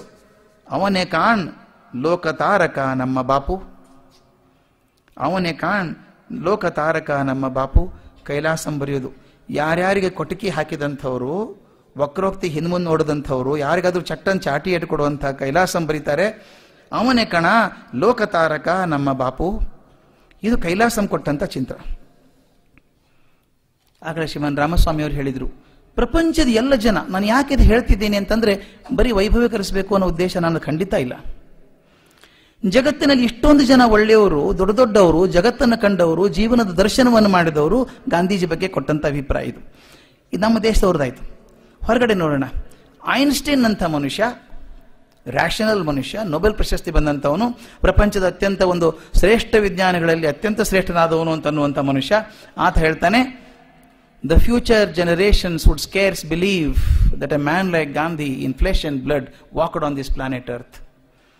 ಗಾಂಧೀಜಿ ಅಂತ ಒಬ್ಬ ಮನುಷ್ಯ ರಕ್ತ ಮಾಂಸಗಳಿಂದ ಕೂಡಿ ಈ ಭೂಮಿ ಮೇಲೆ ಅಡ್ಡಾಡಿದ್ರು ಅಂತ ಅನ್ನೋದನ್ನು ಮುಂದಿನ ಜನಾಂಗ ನಂಬಲಿಕ್ಕಿಲ್ಲ ಅಂತ. ಅದೊಂದು ಪವಾಡ ಅನ್ನೋ ಹಂಗೆ ಐನ್ಸ್ಟೈನ್ ಹೇಳ್ತಾರೆ. ಮಾರ್ಟಿನ್ ಲೂಥರ್ ಕಿಂಗ್ ಹೇಳ್ತಾರೆ, ಐ ಹ್ಯಾವ್ 2 ಮಾಸ್ಟರ್ಸ್. ನನಗಿಬ್ಬರು ಮಾಸ್ಟರ್ಸ್ ಇದ್ದಾರೆ. One is Jesus Christ who gave me life, other is Mahatma Gandhi who showed me the way of life. ಒಬ್ಬ ಜೀವನ ಕೊಟ್ಟರೆ ಇನ್ನೊಬ್ಬ ಜೀವ ಮಾಡೋ ರೀತಿ ಕಲಿಸ್ಕೊಟ್ರು ಅಂತ ಇಬ್ಬರು ಮಾಸ್ಟರ್ಸ್ ಅಂತ ಲೂಥರ್ ಕಿಂಗ್ ಹೇಳ್ತಾರೆ. ಮೌಂಟ್ ಬ್ಯಾಟನ್ ಆ ಕಡೆ ಚರ್ಚೆ ಮಾಡುವಂಥ ಮನುಷ್ಯ, ವೈಸ್ರೋ ಆಗಿದ್ದವನು, ಇವ್ರ ಜೊತೆಗೆ ಜಿಜ್ಞಾಸೆ ಮಾಡಿದಂಥವನು, ಒಂದು ರೀತಿ ನೋಡಿದ್ರೆ ರಾಜಕೀಯ ವೈರಿ ನೋಡಿದ್ರೆ ಅಂಥದ್ದು. ಮೌಂಟ್ ಬ್ಯಾಟನ್ ಬರೀತಾನೆ, every time I saw Gandhi in the chair opposite to me I always remembered Jesus Christ ಅಂತಾನೆ ಮೌಂಟ್ ಬ್ಯಾಟನ್ ಹೇಳುವಂಥದ್ದು. ಅವ್ರು ನೋಡಿದಾಗಲ್ಲ ಜೀಸಸ್ ಕ್ರೈಸ್ಟ್ ನೆನಪಾಗ್ತಾ ಇತ್ತು ನನಗೆ ಅಂತ ಮೌಂಟ್ ಬ್ಯಾಟನ್ ಹೇಳುವಂಥ ಮಾತು. ಚಾರ್ಲಿ ಚಾಪ್ಲಿನ್ ಹೇಳ್ತಾನೆ, he is one person I feel like respecting from the bottom of my heart. Charlie Chaplin ಹೇಳುವಂಥ ಮನುಷ್ಯ. ಇನ್ನೊಂದು ಮಾತು ನಾನು ಎಲ್ಲೋ ಬೇರೆ ಕಡೆ ಹೇಳಿದ್ದೆ, ಬಟ್ ಅದು ರಿಪೀಟ್ ಮಾಡೋದು ಒಳ್ಳೇದು. ಒಂದ್ಸಲ ನಾನು ಬಿಸ್ಮಿಲ್ಲಾ ಖಾನ್ ಅವ್ರು ನೋಡಿಕ್ಕೆ ಹೋಗಿದ್ದೆ ಮನೆಗೆ. ಯೂನಿವರ್ಸಿಟಿ ಗ್ರಾಂಟ್ಸ್ ಕಮಿಷನ್ ಸ್ವಲ್ಪ ಕೆಲಸದಲ್ಲಿದ್ದಾಗ ಅಲ್ಲಿ ಒಬ್ಬರು ಸೆಕ್ರೆಟರಿ ಅವರು ನಾನು ಇಬ್ಬರು ಕೂಡಿ ಬನಾರಸ್ ಕಾಶಿಯಲ್ಲಿದ್ದರು. ಬಿಸ್ಮಿಲ್ಲಾ ಖಾನ್ ಅವ್ರ ಮನೆಗೆ ಹೋಗಿದ್ವಿ. ಸಣ್ಣ ಮನೆ, ಒಂದು ಕಾಟು, ಅಲ್ಲಿ ಮಲ್ಕೊಂಡಿದ್ರು ಬಿಸ್ಮಿಲ್ಲಾ ಖಾನ್. ನಾ ಇಬ್ಬರು ಹೋದ್ಮೇಲೆ ಮಾತಾಡ್ತಾ ಮಾತಾಡ್ತಾ ಉತ್ಸಾಹದಿಂದ ಹೇಳೋಕೆ ಶುರು ಮಾಡಿದ್ರು. ಹೇಳ್ಬಿಟ್ಟು ನಾನು ಕೇಳಿದೆ, ನಿಮ್ಮ ಜೀವನದಲ್ಲಿ ಮರೆಯಲಾರದಂಥ ಒಂದು ಘಟನೆ ಏನಾದರೂ ಇದ್ರೆ. ನಾನು ಕೇಳಿದ ಉದ್ದೇಶ ಬೇರೆ ಇತ್ತು. ಇಷ್ಟೊಂದು ಕಡೆ ಪ್ರೋಗ್ರಾಮ್ ಕೊಟ್ಟಿದ್ದೀರಲ್ಲ ನೀವು, ಎಷ್ಟು ಕಡೆ ಕೊಟ್ಟಿದ್ದೀರಿ, ಅವಿಸ್ಮರಣೀಯ ಪ್ರೋಗ್ರಾಮ್ ಯಾವುದಾದ್ರೂ ಇದೆಯಾ ಅನ್ನೋ ದೃಷ್ಟಿಯಿಂದ ನಾನು ಕೇಳಿದ್ದು, ನಿಮ್ಮ ಜೀವನದಲ್ಲಿ ಮರೆಯಲಾರದಂಥ ಘಟನೆ ಯಾವುದಾದ್ರೂ ಇದೆಯಾ ಅಂತ ಕೇಳಿದರೆ ಅವ್ರು ಏನು ಹೇಳಿದ್ರು ಗೊತ್ತಾ? ಏಕ್ ಮಿನಿಟ್ ಹೇರೋ, ಒಂದು ನಿಮಿಷ ಇರು ಅಂದರು. ದಡಕ್ಕನೆ ಎದ್ದು ಹೋಗ್ಬಿಟ್ಟು ಅವರೊಂದು ಹಳೆಯ ಗೋದ್ರೇಜ್ ಕಪಾಟಿತ್ತು, ಅದನ್ನು ಢಗ ಢಗ ಢಗ ಅಂತ ಮಾಡಿ ತೆಗೆದ್ರು. ಆ ತೆಗೆದ ಮೇಲೆ ಒಳಗಡೆಗೆ ಒಂದು ಪ್ಲಾಸ್ಟಿಕ್ ಚೀಲ ಹಿಡ್ಕೊಂಡು ನನ್ನ ಕಡೆ ಬಂದರು. ಪ್ಲಾಸ್ಟಿಕ್ ಚೀಲ, ಅದರೊಳಗೆ ಒಂದು ಜಾಕೆಟ್ ಇದೆ. ತಾವು ಗಮನಿಸಿರ್ಬೇಕು, ಈ ಸಂಗೀತಗಾರರು ಬಿಸ್ಮಿಲ್ಲಾ ಶಹನಾಯಿ ಹೋಗ್ಬೇಕಾದ್ರೆ ಶೆರ್ವಾನಿ ಮೇಲೆ ಒಂದು ಜಾಕೆಟ್ ಹಾಕೊಂಡಿರ್ತಾರೆ. ಆ ಜಾಕೆಟ್ ಇತ್ತು, ಒಂದು ಕಪ್ಪು ಬ್ರೌನ್ ಬಣ್ಣದೊಂದು ಜಾಕೆಟ್. ಅದು ಮಡಿಚಿ ಪ್ಲಾಸ್ಟಿಕ್ ಕವರ್ಲ್ಲಿ ಹಾಕಿಟ್ಟಿದ್ದಾರೆ. ಅದನ್ನ ಹಿಡ್ಕೊಂಬಂದ್ರು. ನಮಗೇನು ಜೀವನದ ಅವಿಸ್ಮರಣೀಯ ಘಟನೆ ಹೇಳಿದ್ರೆ ಇದನ್ನು ತೋರಿಸ್ತಾರಲ್ಲ ಜಾಕೆಟು ಅಂತ. ಜಾಕೆಟ್ ತೋರಿಸ್ಬಿಟ್ಟು ಹಿಂಗೆ ಕೈ ಇಡ್ತಾರೆ, ಬೆರಳು ಇಟ್ಟು ತೋರಿಸಿದ್ರು. ಇದ್ರಿದೇಕೋ ಬಾಪೂಜಿ ಹಾತ್ ರಖೇತೆ. ಇಲ್ಲೇ ನೋಡು ಬಾಪೂಜಿ ಕೈ ಇಟ್ಟದ್ದು ನನ್ನ ಹೆಗಲ ಮೇಲೆ ಅಂತ. ಅದು ಎಷ್ಟು ವರ್ಷ ಹಿಂದೆ ಇಟ್ಟಿದ್ರು ಪುಣ್ಯಾತ್ಮರು, ಎಷ್ಟು ವರ್ಷದ ಹಿಂದೆ ಇಟ್ಟಿದ್ದು. ಆ ಮನುಷ್ಯ ಏನ್ ಮಾಡಿದ್ರು ಅಂತ ಹೇಳಿದ್ರು ಅವರು, ಬಾಪೂಜಿ ಶಹನಾಯಿ ನುಡಿಸಿದ್ಮೇಲೆ ಬಹಳ ಖುಷಿ ಹೆಲ್ಮೆಟ್ ಬಹುತ್ ಅಚ್ಚ ಅಂದ್ರಂತೆ ಗಾಂಧೀಜಿ. ಬಹುತ್ ಅಚ್ಚ ಅಂದ ತಕ್ಷಣ ಇವ್ರು ಏನ್ ಮಾಡಿದ್ರು ಗೊತ್ತಾ? ಫಸ್ಟ್ ಜಾಕೆಟ್ ಬಿಚ್ಚಿದ್ರು. ಇನ್ನೊಬ್ಬರ ಆ ಜಾಗದಲ್ಲಿ ಕೈ ಇಟ್ಟರೆ ಅಪವಿತ್ರ ಆಗ್ಬಿಡ್ತದೆ ಅನ್ನೋ ರೀತಿಯಲ್ಲಿ ಅದನ್ನು ಮಡಿಚಿ ಪ್ಲಾಸ್ಟಿಕ್ ಚೀಲದಲ್ಲಿ ಹಾಕಿ ಹಂಗೆ ಇಟ್ಟಿದ್ದಾರೆ ನೋಡಿ. ನಾ ಹೋದಾಗ ಹೇಳ್ತಿದ್ರು, ಇದ್ರಿ ಹಾತ್ ರಖೇತೆ ಬಾಪು. ಯಾವ ಮಟ್ಟಕ್ಕೆ ಇಟ್ಕೊಂಡಿರ್ಬೇಕು ಬಿಸ್ಮಿಲ್ಲಾ ಖಾನ್ ಅಂತ. ಅಂದ್ರೆ ನಾನು ಬೇರೆ ಬೇರೆ ಜೀವನದ ಬೇರೆ ಬೇರೆ ಆಯಾಮಗಳಿದ್ದಂಥ ಜನರ ಹೆಸರು ಹೇಳ್ತಾ ಇದ್ದೀನಿ. ಬಿಸ್ಮಿಲ್ಲಾ ಖಾನ್ ಹೇಳಿದಂಥದ್ದು. ನಮ್ಮ HN ನರಸಿಂಹಯ್ಯನವರು, ಅವ್ರ ರೂಮ್ನಲ್ಲಿ ಯಾವುದೂ ಫೋಟೋ ಇರಲಿಲ್ಲ, ಒಂದು ಮಾತ್ರ ಬಿಟ್ಟು. ತಾವು ನೋಡಿರ್ಬೇಕು, ಹಿಂದೂದಲ್ಲಿ ಬಂದಂಥ ಫೋಟೋ. ಬಾಲಕ ನರಸಿಂಹಯ್ಯ ನಡ್ಕೊಂಡು ಹೊಟ್ಟಿದ್ದಾರೆ, ಗಾಂಧೀಜಿ ಹೆಗಲ ಮೇಲೆ ಕೈ ಇಕ್ಕಿದ್ದಾರೆ. ಅದು ಒಂದು ಬಿಟ್ಟರೆ ನರಸಿಂಹಯ್ಯನವ್ರಿಗೆ ಬೇರೆ ಫೋಟೋ ಬೇಕಾಗಿರಲಿಲ್ಲ. ಅಂದ್ರೆ ಇವ್ರು 10-11 ವರ್ಷ ಹುಡುಗ ಆಗಿದ್ದಾಗ ಗಾಂಧೀಜಿ ಕೈ ಇಟ್ಟದ್ದು ಆ ನೆನಪು ಇನ್ನೂ ಮಾಸಿರ್ಲಿಕ್ಕಿಲ್ಲ ನಮ್ಗೆ. ನರಸಿಂಹಯ್ಯನವ್ರಿಗೆ 80 ವರ್ಷ ಆದಾಗ ಅದು ಯಾವ ಶಕ್ತಿ ಇದ್ದಿತ್ತಪ್ಪ ಅದು. ನನ್ನ ಹೆಗಲ ಮೇಲೆ ಎಷ್ಟು ಸಾವಿರ ಜನ ಕೈ ಇಟ್ಟಿದ್ದಾರೋ ಗೊತ್ತಿಲ್ಲ, ಒಬ್ಬರದು ನೆನಪಿಲ್ಲ ನನಗೆ. ಆದರೆ ಒಬ್ಬ ಮನುಷ್ಯ ಕೈ ಇಟ್ಟರೆ ತಕ್ಷಣ ಜಾಕೆಟ್ ಬಿಚ್ಚಿ ಮಡಿಚಿ ಪ್ಲಾಸ್ಟಿಕ್ ಚೀಲದಲ್ಲಿ ಹಾಕಿ ಮತ್ತೊಬ್ಬರು ಮುಟ್ಟಿದ್ರೆ ಅಪವಿತ್ರ ಆಗೋ ಅನ್ನೋ ರೀತಿಯಲ್ಲಿ ನೋಡ್ಕೋತೀವಲ್ಲ, ಆ ಏನು ಗೌರವ ಇರಬೇಕು ಆ ಮನುಷ್ಯನ ಬಗ್ಗೆ. ಇತ್ತೀಚೆಗೆ ಡಾಕ್ಟರ್ ಕಲಾಂ ಅವರನ್ನು ಮೇಲ್ ಕಳಿಸಿದ್ದಾರೆ, ಬಹಳ ಚೆಂದಾಗಿ ಬರೆದಿದ್ದಾರೆ ಅದರೊಳಗೆ. ಈಗ ನೆಲ್ಸನ್ ಮಂಡೇಲಾ ಅಧ್ಯಕ್ಷ ಸ್ಥಾನದ ನಿವೃತ್ತಿ ಹೊಂದಿ ಮನೆಯಲ್ಲಿ ಇದ್ದಾರಲ್ಲ, 83-84 ವರ್ಷ. ಅವ್ರು ಬರೀತಾರೆ, ನಾನು ಹೋಗಿದ್ದೆ ನೋಡೋದಕ್ಕೆ ಅವ್ರನ್ನ ಅಂತ. ಇವರು ಪ್ರೆಸಿಡೆನ್ಶಿಪ್ ಬಿಡೋದಕ್ಕಿಂತ ಮೊದಲು ಸೌತ್ ಆಫ್ರಿಕಾಗೆ ಹೋಗಿದ್ರು. ರಾಬಿನ್ ಐಲ್ಯಾಂಡ್ ಅಂತಿದೆ ಸೌತ್ ಆಫ್ರಿಕಾದಲ್ಲಿ. ಕೇಪ್ ಟೌನ್ಗೆ ಹೋದರೆ ಕೇಪ್ ಟೌನ್ನಿಂದ ಒಂದು 10 ನಿಮಿಷ ಸಮುದ್ರದ ಒಳಗೆ ಹೋದರೆ, ನಾನು ನೋಡಿ ಬಂದಿದ್ದೇನೆ ಅದನ್ನು, ಒಳಗಡೆ ಹೋದರೆ ಈ ನಮ್ಮ ಅಂಡಮಾನ್ ನಿಕೋಬಾರ್ ಜೈಲ್ ಇದೆಯಲ್ಲ, ಆ ಥರದೊಂದು ಜೈಲ್ ಮಾಡಿದ್ದಾರೆ.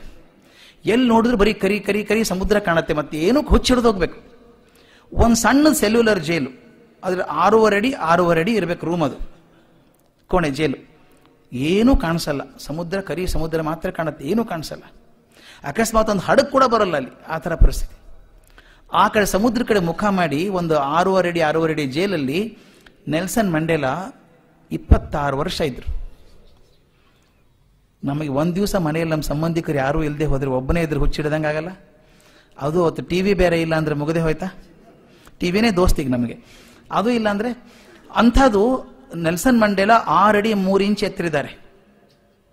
ಅವರು ಎಲ್ಲವನ್ನ ಅಲ್ಲೇ ಮಾಡ್ಕೋಬೇಕು ರೂಮಲ್ಲಿ, 6.5 ರೂಮಲ್ಲಿ 26 ವರ್ಷ ಇದ್ರಂತೆ. ಅಲ್ಲೇ ಕೂತ್ಕೊಂಡು ಪುಸ್ತಕನೂ ಬರೆದ್ರು ಅವರು. ಆದರೆ ಒಳಗಿನ ಉತ್ಸಾಹ ಕುಗ್ಲಿಲ್ಲ. ಹೊರಗೆ ಬಂದ್ಮೇಲೆ ಯುದ್ಧ ಮಾಡಿದ್ರು, ಕೊನೆಗೆ ತಮಗೆ ಅಪಾರ್ಥಿಡಲ್ಲಿ ಗೆದ್ದು ಪ್ರೆಸಿಡೆಂಟ್ ಕೂಡ ಆದರು. ಕಲಾಂ ಹೋದ ತಕ್ಷಣ ಮಾತಾಡಿದಾಗ ನೆಲ್ಸನ್ ಮಂಡೇಲಾ ವಾಕಿಂಗ್ ಸ್ಟಿಕ್ ಹಿಡ್ಕೊಂಡ್ ಬಂದವರು, ಕೈ ಕೂಲ್ಬೇಕಲ್ಲ, ಊರ್ಗೋಲ್ಬೇಕಲ್ಲ ಅವ್ರಿಗೆ. ಇವ್ರು ಬಂದ ತಕ್ಷಣ ಊರ್ಗೋಲ್ ಹಿಂಗೆ ಬಿಸಾಕ್ಬಿಟ್ಟು ಇವ್ರು ಹೆಗಲ ಮೇಲೆ ಕೈ ಹಾಕಿ ನಡ್ಕೊಂಡು ಹೊರಟ್ರಂತೆ. ಕಲಾಂ ಅವ್ರ ಹೆಗಲ ಮೇಲೆ ಕೈ ಹಾಕೊಂಡು. ಕಲಾಂ ಕೇಳಿದ್ರಂತೆ, 26 ವರ್ಷ ಜೈಲಲ್ಲಿ ಇದ್ರಲ್ಲ, ನೋಡಿ ಬಂದೆ ನಾನು, ರಾಬಿನ್ ಐಲ್ಯಾಂಡ್ ಜೈಲ್ ನೋಡಿ ಬಂದೆ. ಈಗ ನನಗೆ ಅರ್ಧ ಗಂಟೆ ನಿಂತರೆ ಗಾಬರಿ ಆಗ್ಬಿಡುತ್ತೆ. 26 ವರ್ಷ ಇದ್ರಿ, ನಿಮ್ಮ ಉತ್ಸಾಹ ಕಮ್ಮಿ ಆಗ್ಲಿಲ್ಲ, ನಿಮಗೆ ಸ್ಫೂರ್ತಿ ಯಾರು ಅಂತ ಕೇಳಿದ್ರಂತೆ.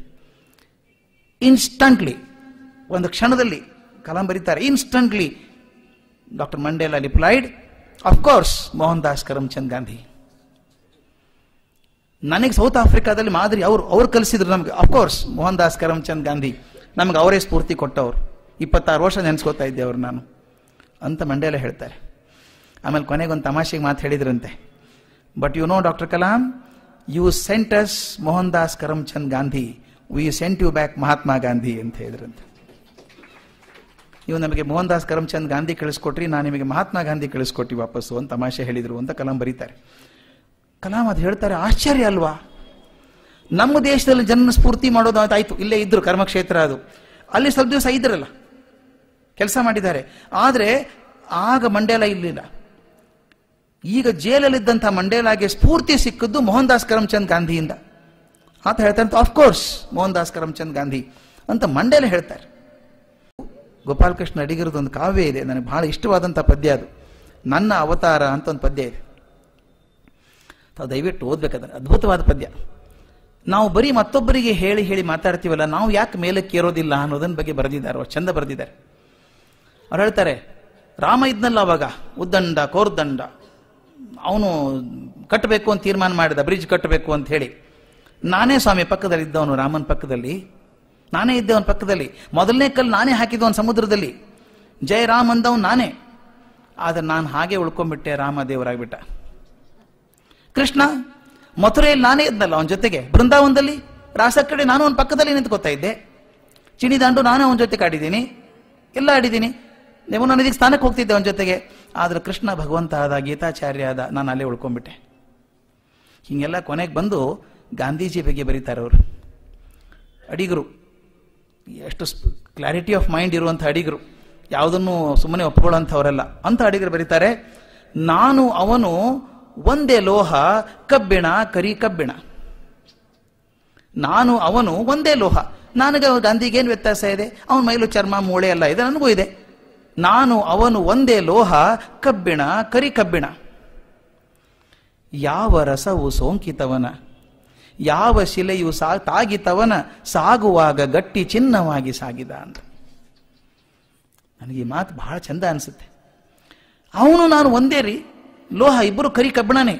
ಆದರೆ ಅದು ಯಾವ ರಸ ತಾಕಿತೋ ಆ ಮನುಷ್ಯನಿಗೆ, ಯಾವ ಪರುಷ ಮಣಿ ತಟ್ಟಿತೋ ಅವನ, ಯಾವ ಶಿಲೆಯು ತಾಗಿತವನ, ಯಾವ ರಸವು ಸೋಂಕಿತವನ, ಸಾಗುವಾಗ ಗಟ್ಟಿ ಚಿನ್ನವಾಗಿ ಸಾಗಿದ. ನಾನು ಲೋಹ ಕಬ್ಬಿಣ ಕರಿ ಕಬ್ಬಿಣ.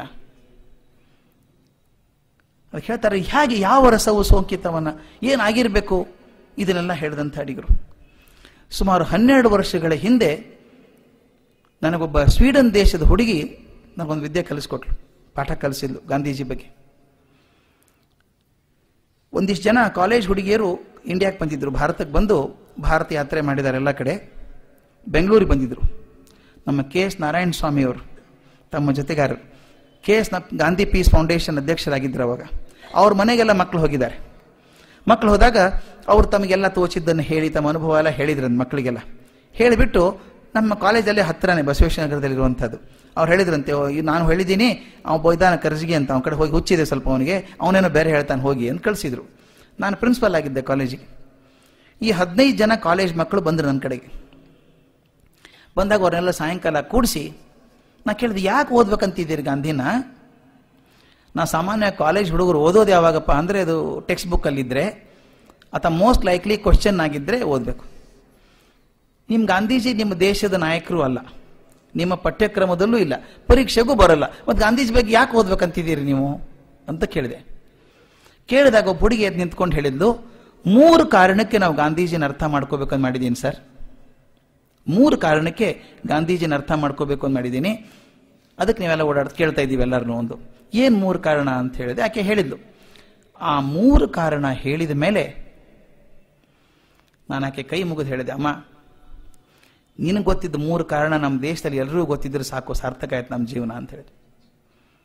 ಆಕೆ ಹೇಳಿದ 3 ಕಾರಣ ಎಷ್ಟು ಅದ್ಭುತವಾಗಿದೆ ಅಂದರೆ, ಮೊದಲನೇದ್ದು, ಪ್ರಪಂಚದ ಇತಿಹಾಸವನ್ನು ಗಮನಿಸಿದರೆ ಅಹಿಂಸಾತ್ಮಕವಾಗಿ ಹೋರಾಡಿ ಯಾವ ದೇಶನೂ ಸ್ವಾತಂತ್ರ್ಯ ಪಡ್ಕೊಂಡದ್ದಿಲ್ಲ.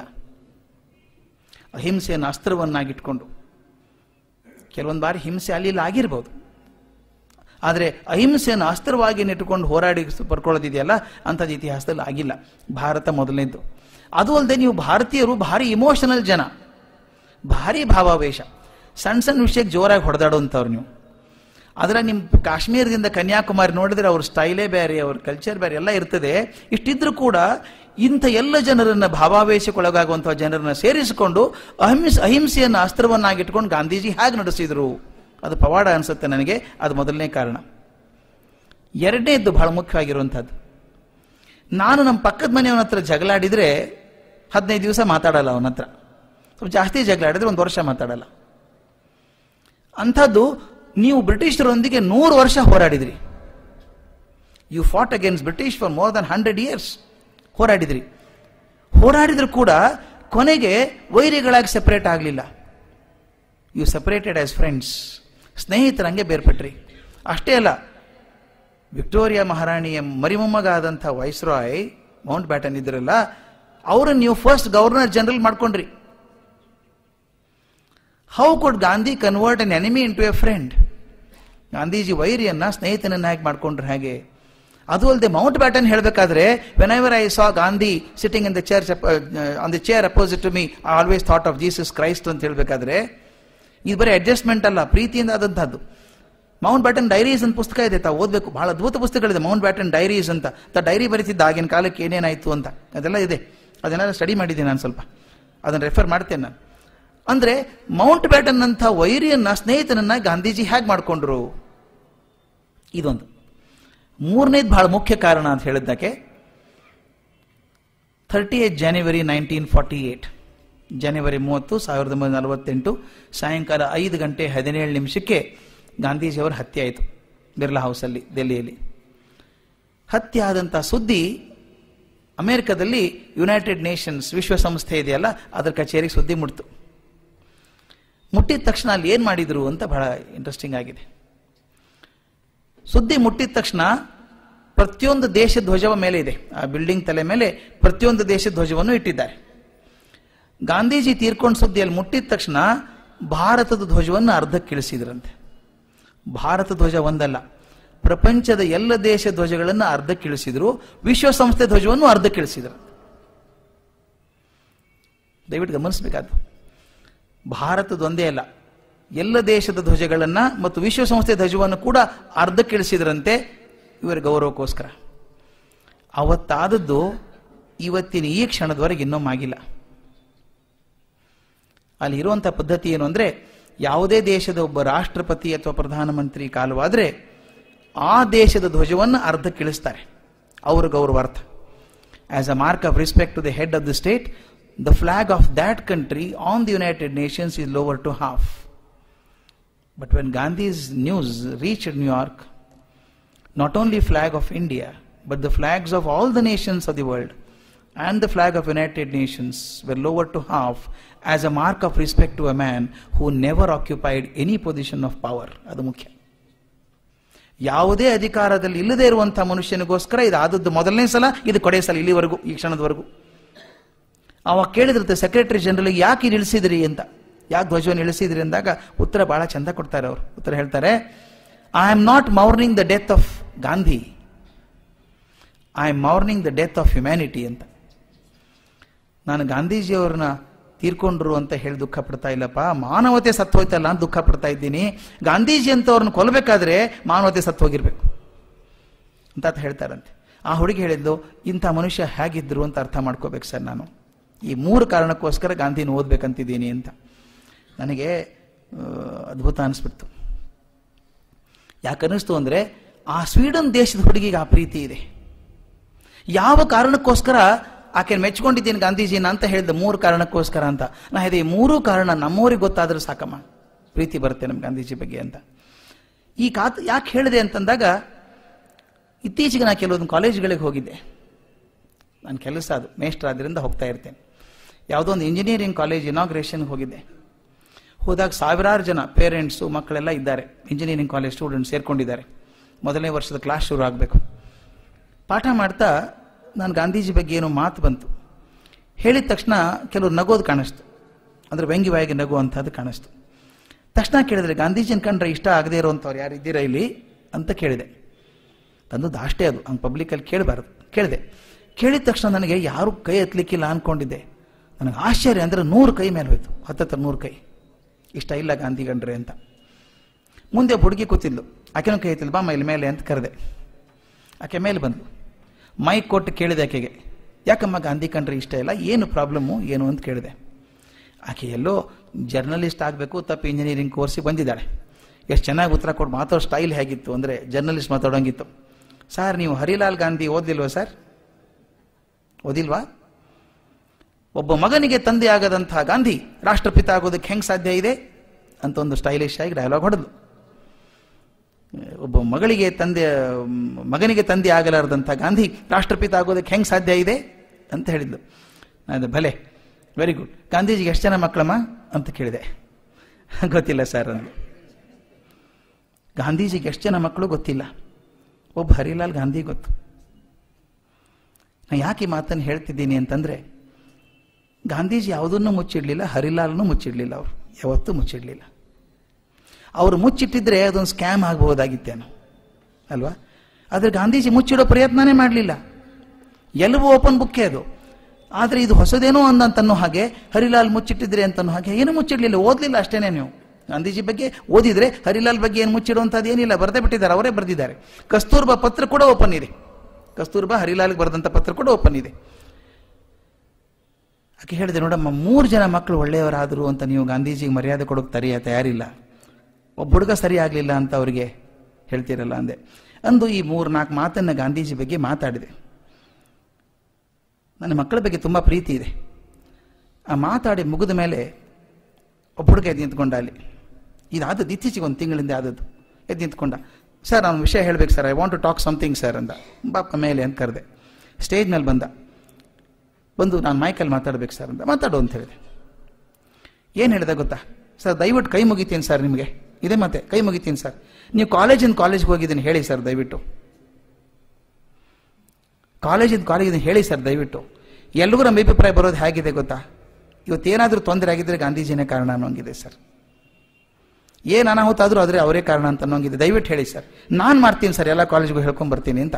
ಅದು ರೋಷಾವೇಶ ಅಂತ ಹೇಳಿದ ಮಾತಿರ್ಬೋದೇನು ಆ ಕ್ಷಣಕ್ಕೆ, ಆದರೆ ಮಾಡಬಹುದು ಹುಡುಗ. ಅಂದರೆ ಇವತ್ತಿನ ಬೆಳಗ್ಗೆ ಬಂದಂಥ ಪತ್ರ ಕೂಡ ನನಗೆ ಅದೇ ಅನಿಸೋದು. ಹುಡುಗರು ಹೇಳೋದು ನೋಡಿದಾಗ ಅನಿಸುತ್ತೆ ಎಲ್ಲೋ ಒಂದು ಕಡೆ ತಪ್ಪಾಗಿದೆ ಅಂತ. ನಾನು ಉದ್ದೇಶ ಹೇಳಿದ್ದಲ್ಲ ಮೊದಲು, ಗಾಂಧೀಜಿ ಜೀವನವನ್ನು ವೈಭವೀಕರಿಸುವಂಥದ್ದು ಮಾತು ನಂದಿಲ್ಲ. ಅವ್ರು ಮಾಡಿದ್ದೆಲ್ಲ ಚಂದ ಅಂತ ಹೇಳೋದಿಲ್ಲ. ಆದರೆ ವಸ್ತುಸ್ಥಿತಿಯನ್ನು ಕಾಣೋದು ನನ್ನ ಮನಸ್ಸು. ಹೇಗಿತ್ತು ವಸ್ತು ಅಂತ.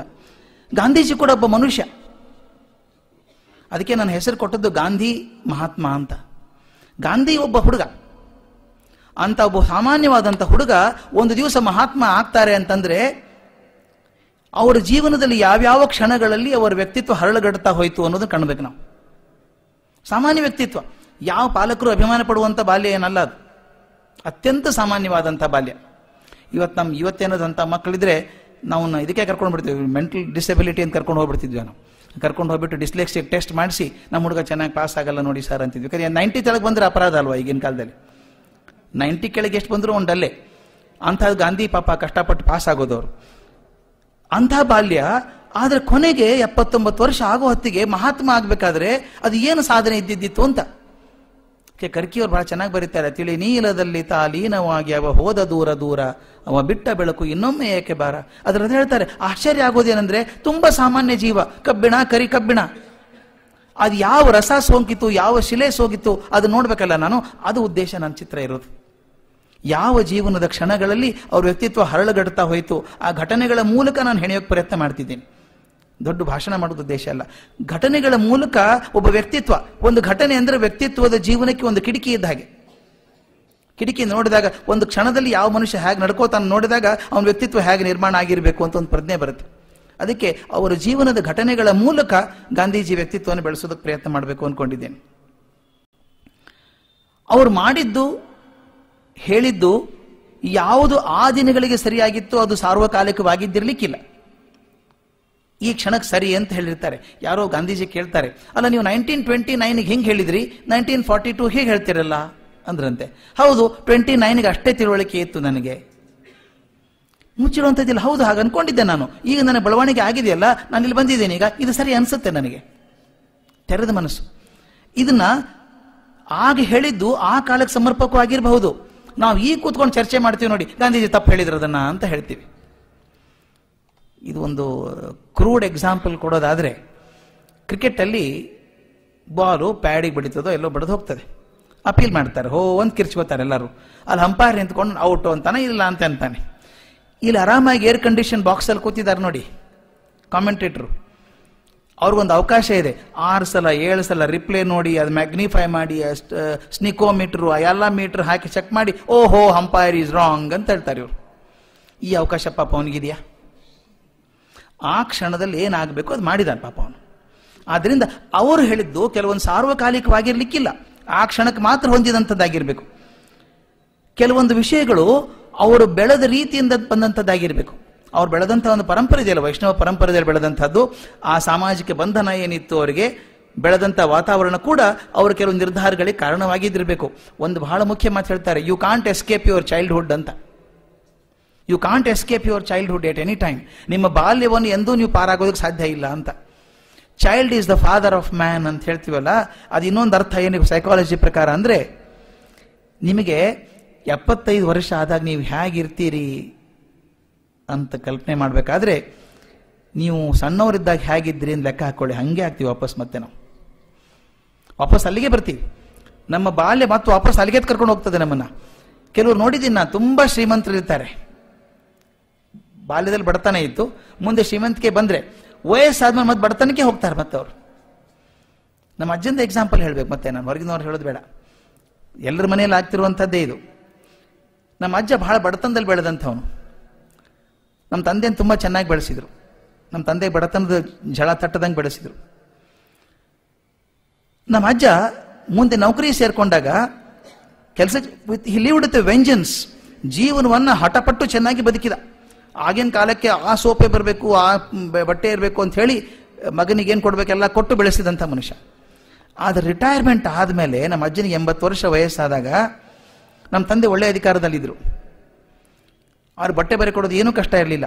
ಒಳ್ಳೆ ಶರ್ಟ್ ತಂದು ಕೊಟ್ಟರು ಕೂಡ ನಮ್ಮ ಅಜ್ಜ ಏನು ಮಾಡ್ತಿದ್ವು ಗೊತ್ತಾ, ಒಳ್ಳೆ ಶರ್ಟ್ ಟ್ರಂಕ್ ಅಲ್ಲಿರೋದು ಮತ್ತು ಹರಕಲ್ ಶರ್ಟೇ ಹಾಕೊಳ್ಳೋದು.